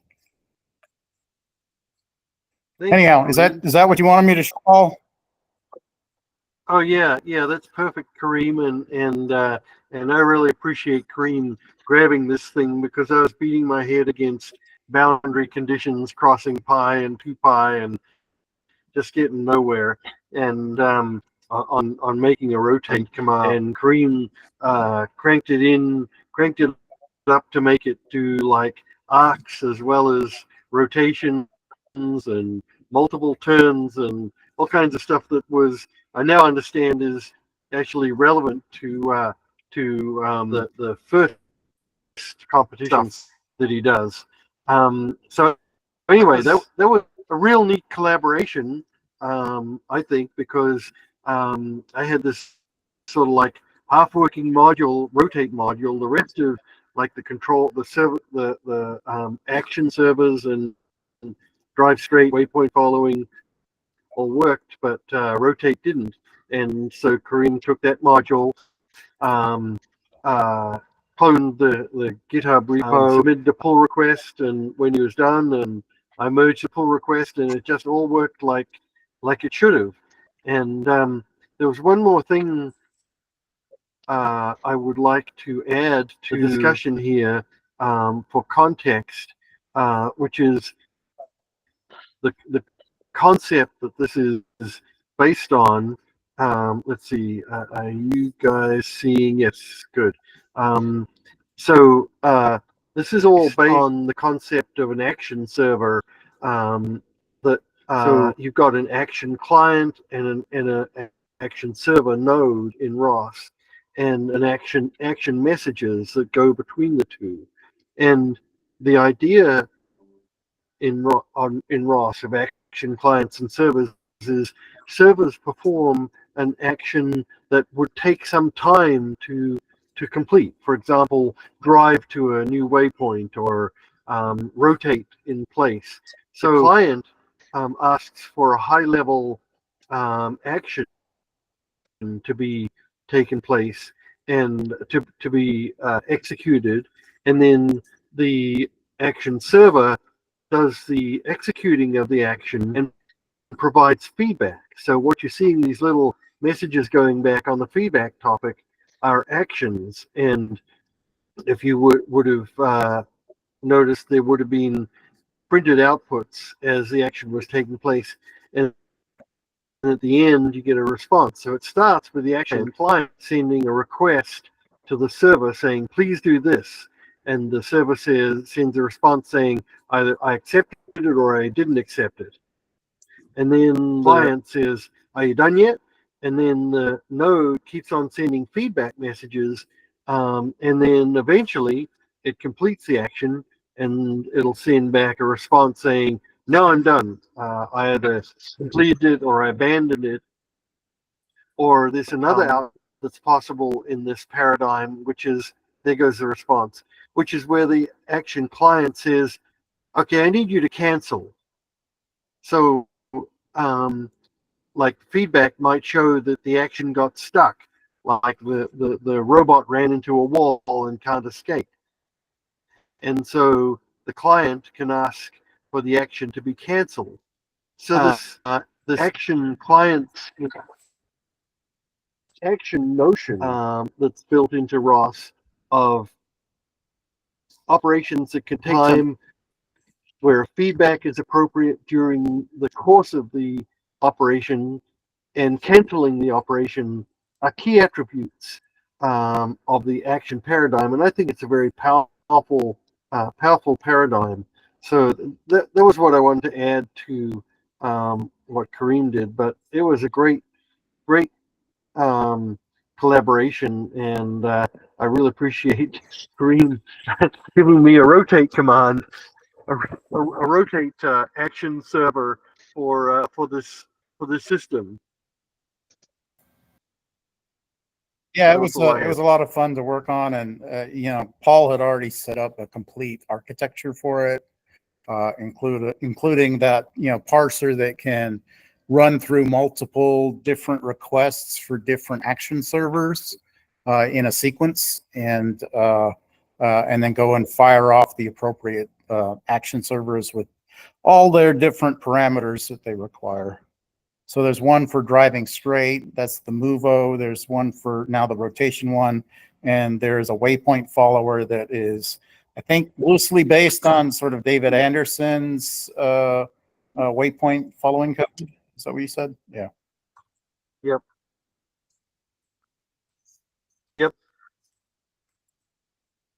So if anybody else is experimenting with ROS 2 and want a way to get going without jumping all the way into the deep end with like the Nav2 stack, this has been a cool project for me to sort of continue to develop my ROS skills. Very cool. Thanks, Kareem. Appreciate your help on this. Thank you, Paul.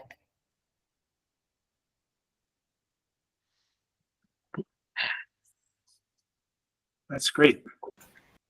I think that takes us to the list that we had in the queue, which brings us to open mic time. So what do we have? Anyone want to jump on with open mic time? I think Mr. Blue Steel, you had your hand raised a while back and I didn't catch it then. That was just a mistake. I know. Oh, good.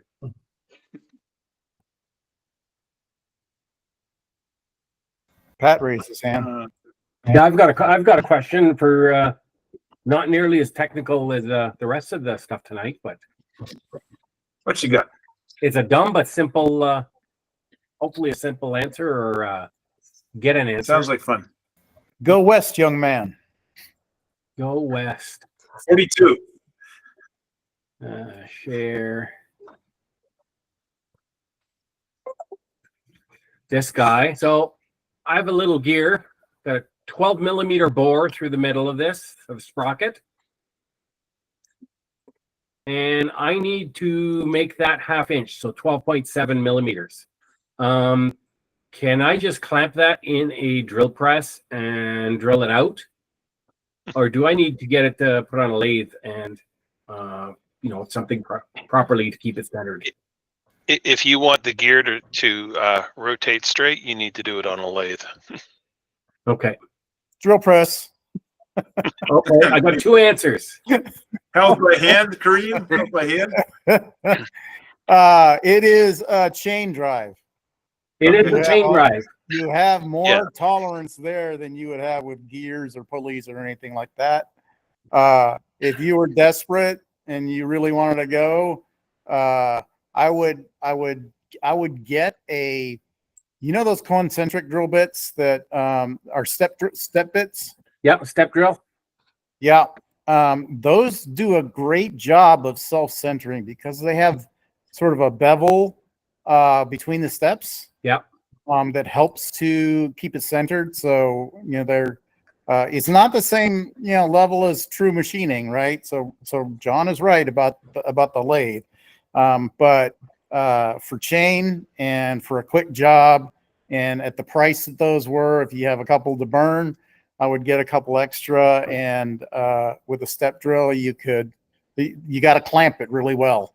That's the one thing. You want a really good drill press vise to hold it exactly vertical. That's if you've got a drill press vise that's got like a V in the middle of it so that it can hold round objects like that, you know, so put it so the sprocket's on top and take out the set screw and put it down so that it sits in that V slot so that you're guaranteed that it's exactly vertical. And then, yeah, you can drill it out with a drill press. You know, I'm going to +1 all of this and say, especially the idea of using one of those step bits to use that as a centering mechanism and then drilling your hole. I applaud the heck out of that. I think that's probably going to, as long as things do not move in an X and Y position, because it's well clamped. I think that would go a long way for most things. We do that a lot, but you have to be careful about this. Is probably a steel sprocket, and so most of those step drill bits are made for soft materials. So you have to find a properly hardened one, and you got to make sure that you lubricate it well. But it's certainly doable on a decent drill press. No, I was really thinking that you use the step drill, you put the thing in, use the step drill bit just to center things up so you know it's just as close as you by human feel can get. And then you raise the drill bit up, don't move anything, replace that step bit with whatever you want to replace it with, and then start your drilling. Yeah, the problem sure I would do that. Yeah. The problem with all of that is there's already a hole in it that's 12 millimeters, right? You said? Yes. And you need to go to 12.7. Yeah. And you're not going to find a step bit that's got a 12 millimeter step. Well, and then a 12.7. So like a step drill. No, you don't need a 12 millimeter step. It does have a little bit of a tapered transition between the sizes, but I'm hearing quite clearly that I don't have a machinist vise with a V notch in it for my drill press or drill press vise. And I probably do have an electrician's step bit. And I think it is 1/2 inch size, the biggest one. But I think you loud and clear to instead of trying to screw this up is go find a machine shop and just get them to spend like 2 minutes drilling them out. Do you have a tapered ream? 1/2 inch tapered ream? No. Oh, okay. Are you coming down this way anytime soon? Tapered ream. No, I am not. Oh, well. I am hopefully home for most of July. Yeah. And I've got a trip down there the end of July, beginning of August. Okay, because I mean I have a Shoreline metal lathe right there. Okay. I'm hoping to put all of this crap I ordered into place and get a robot base going. So yeah, well, if you're not successful by the end of July and you're coming down this direction, let me know and we can do it. Okay. Carl, I have a short video from Halloween if anyone wants to see the. I'll just show one more thing that I'm working on, if that's okay. Just to show what I'm working on. Bring it up. Yep, bring it up. Infinity mirror. So that's basically what I'm working on. Oops. I don't know if you guys can see that. That's a shaft drive AutoCAD. between the. AutoCAD. So yeah. So I am using. Wow. I'm using shaft drive. So I've got the wheels are on a 12 millimeter shaft with some flange bearings and some pillow block bearings inside. And I'm using some angle bevel gears. Bevel gears. And cutting across and picking up the back wheels with the bevel gears. So then I got a motor mounted at the back front. I don't know what end this is, to one of the shafts across. And then the same thing on the other side to the other shaft. Wow, that's So as opposed to the on-shape drawing that you guys were talking about, I'm very much stuck in 2D CAD world. Well, So- you're on the right place to start learning about, sketches that become 3D things through lofts and extrudes and stuff like that. I mean, Pat, if you can do all of that right there, which obviously you can, because we wouldn't be looking at it if you can't. You turning that into a 3D model. I'm not going to say it's trivial, but you're just 90% of the way there, making that to a real full 3D where you can spin it around and it look cool. Yeah. I mean, it looks cool now, but you're just so close to making all that happen. If you've got those level of skills for lining thing up and constraining and doing all that stuff. Well, don't say 90%. That's Okay. Yeah. Okay. that's a little bit rosy. But I would give it Harder than this one. 5%. I've never been known, I'm kind of known for being, how can I say, over, optimistic. yeah, I'm extremely, like radically optimistic and ambitious is the word too, as far as how to get things done and things on that. So this is going to be a little bit bigger for the outdoor competition. And so I'm looking at just over a couple feet long. And basically overall width is, I don't have an overall width measurement, but basically you skid steer. So if it's 2 feet long, it's slightly wider than 2 feet. Oh man. And You're not going to put it side by Mike's, are you? maybe. I like the size Mike is going. You could ride it down here. If you guys do a search, there's lots of people who ride around on SCX 24s. Oh, wow. So the other one I just ordered, and I've never gone to that level because, I'm always worried about a weight limit and having to pull this thing around or whatever. It'll probably end up with a handle on it at some point. Is battery. And as opposed to putting a 50-pound battery in this thing, I ordered lithium. Is it lithium phosphate or iron phosphate? Lithium iron phosphate. Lithium iron phosphate. So a 30 amp hour lithium iron phosphate battery. Cool. And that's not heavier? Way lighter. No, it's yeah. about 7.5 pounds. Wow. Yeah, lithium batteries in general are really light. Life PO4s are a third the weight of the equivalent lead acid. Oh, well, yeah, okay. And instead of a lead acid, I thought he meant Yeah. instead of a regular lithium ion battery. No, instead of an SLA. Oh, okay. Yeah, it's hard to find 30 amp hour lithium ion batteries. Yeah. Well, the option is, well, eventually this will become more than just an outdoor competition robot. It's going to be an outdoor something robot. See if we can put a class 3 laser on it and burn down the neighborhood or something like that. Start your own sawmill with laser. No. not enough megawatts for a sawmill. How about that flamethrower that we saw on Chicago a little while ago?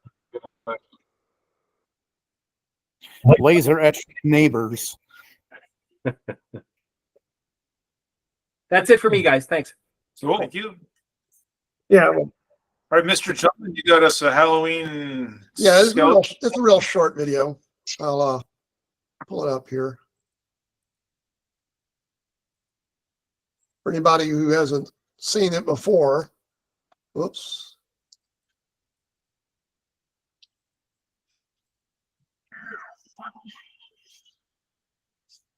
The eyes follow you. And if you get close,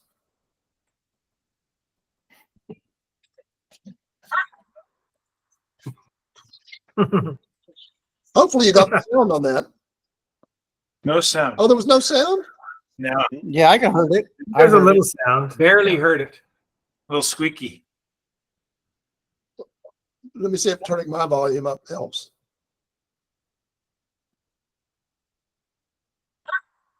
You hear it that time? Yeah.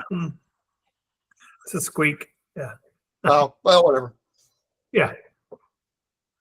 That's cool. Well, Many ran away. well, I have something to talk about. That's real fun. Like a theater performance project. They want a couple of robots for and robotic things. And so one thing is I'm going to put a figure on my big robot that I just showed you, the big platform, to sort of drive around and have a speaker on it, and it's going to be like an AI thing that moves around the audience. You got to be real careful with it, but it's going to be a big space, not a small space.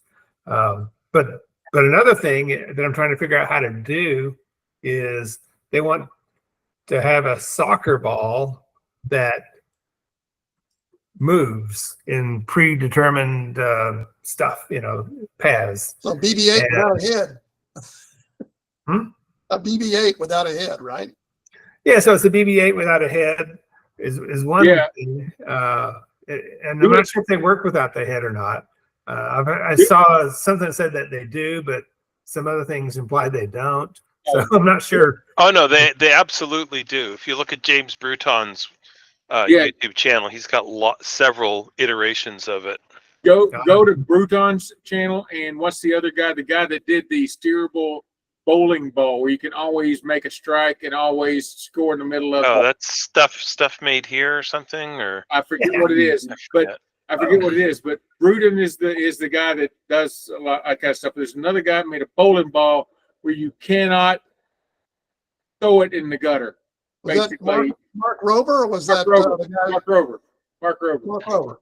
Yeah, and he made a bowling ball like that. And I don't know how sophisticated it is and how much that's going to cost, but the guy did it, and you can drive it around literally as you roll that thing. Yeah.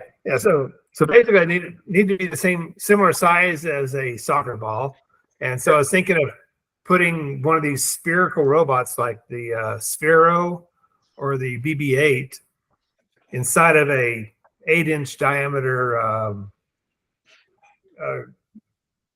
sphere, and then put a surface on it that looks like a bowling ball. I don't think that'll work. Pardon? I'm not sure that's the better way is to sort of reproduce the innards of a BB-8 or a Sphero. Yeah, and I think one of your problems you're going to have is finding a sphere that you can then put stuff in. It's probably easy. It's easy to go down to Michael's and get you an 8-inch ball of foam or something. But to find a sphere, go look at. I found clear spheres that open up. They come in half, and then you can open them up and put stuff in, and then close it back up. Yeah, the problem with those is there's no reasonable way to attach all the mechanical stuff that needs to be inside it. If you watch Bruton's videos, he goes through step by step how you can build these things in, like, assuming you have a 3D printer, how you can build these things. Look, there's two halves of a ball. Somebody's got some stuff going on right there. Right. He's ready. I was wondering if like a Sphero or a BB-8 inside of another ball, and when it moves, wouldn't the other ball just move with it? Yeah, but the problem is this stuff is not very durable. It'll get It'll get Yeah. banged up Oh. pretty quickly. Oh yeah, yeah. But John but has I a saw, whole closet of Horta eggs. but I saw some. I don't have it on me, but I saw. Okay. You got to give Kareem props, because this is the first time I've ever heard anybody make reference to Horta eggs in such a random out of the blue fashion. Fantastic. By the way, that styrofoam ball you can get at Hobby Lobby.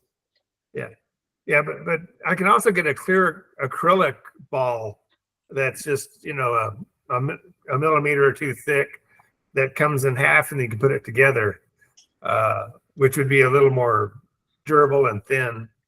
But the thing is, like, would that mechanics work? And I guess John's saying it might not. What's this guy's name? I don't understand. Could you put a it link in? There's a Hackster write up about it, and that'll give you some names to chase down. Oh, okay, gotcha. Gotcha. Yeah, James Bruton is the guy who's made several different iterations of the BB-8. And if you don't know who Bruton is, the guy's insanely awesome, and you should know who he is. Just subscribe to his channel, watch what he throws out, get some great ideas from it. The size of hidden scale of projects he makes for the most of us are going to be made out of unobtainium or impossibilium, whichever one you want to do.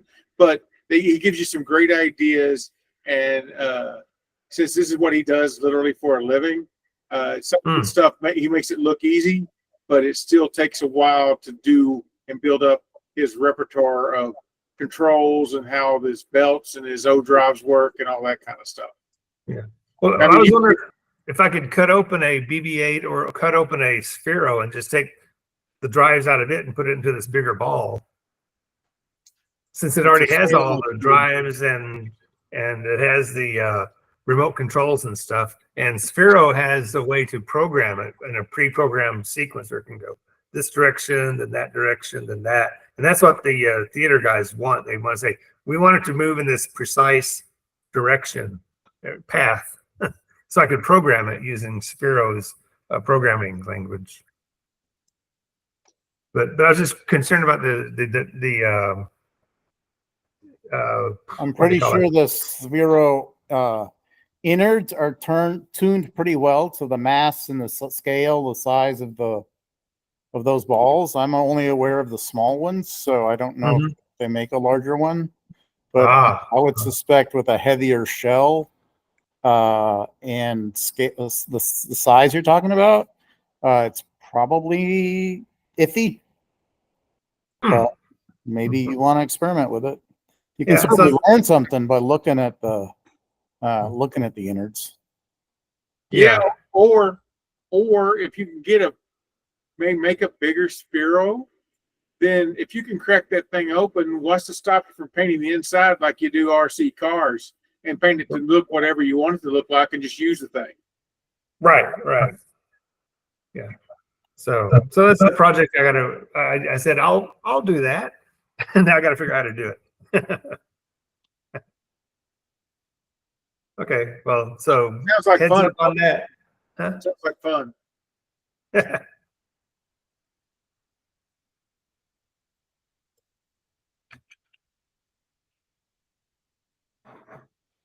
That's awesome. All right. So, anyone else left? We got open mic still.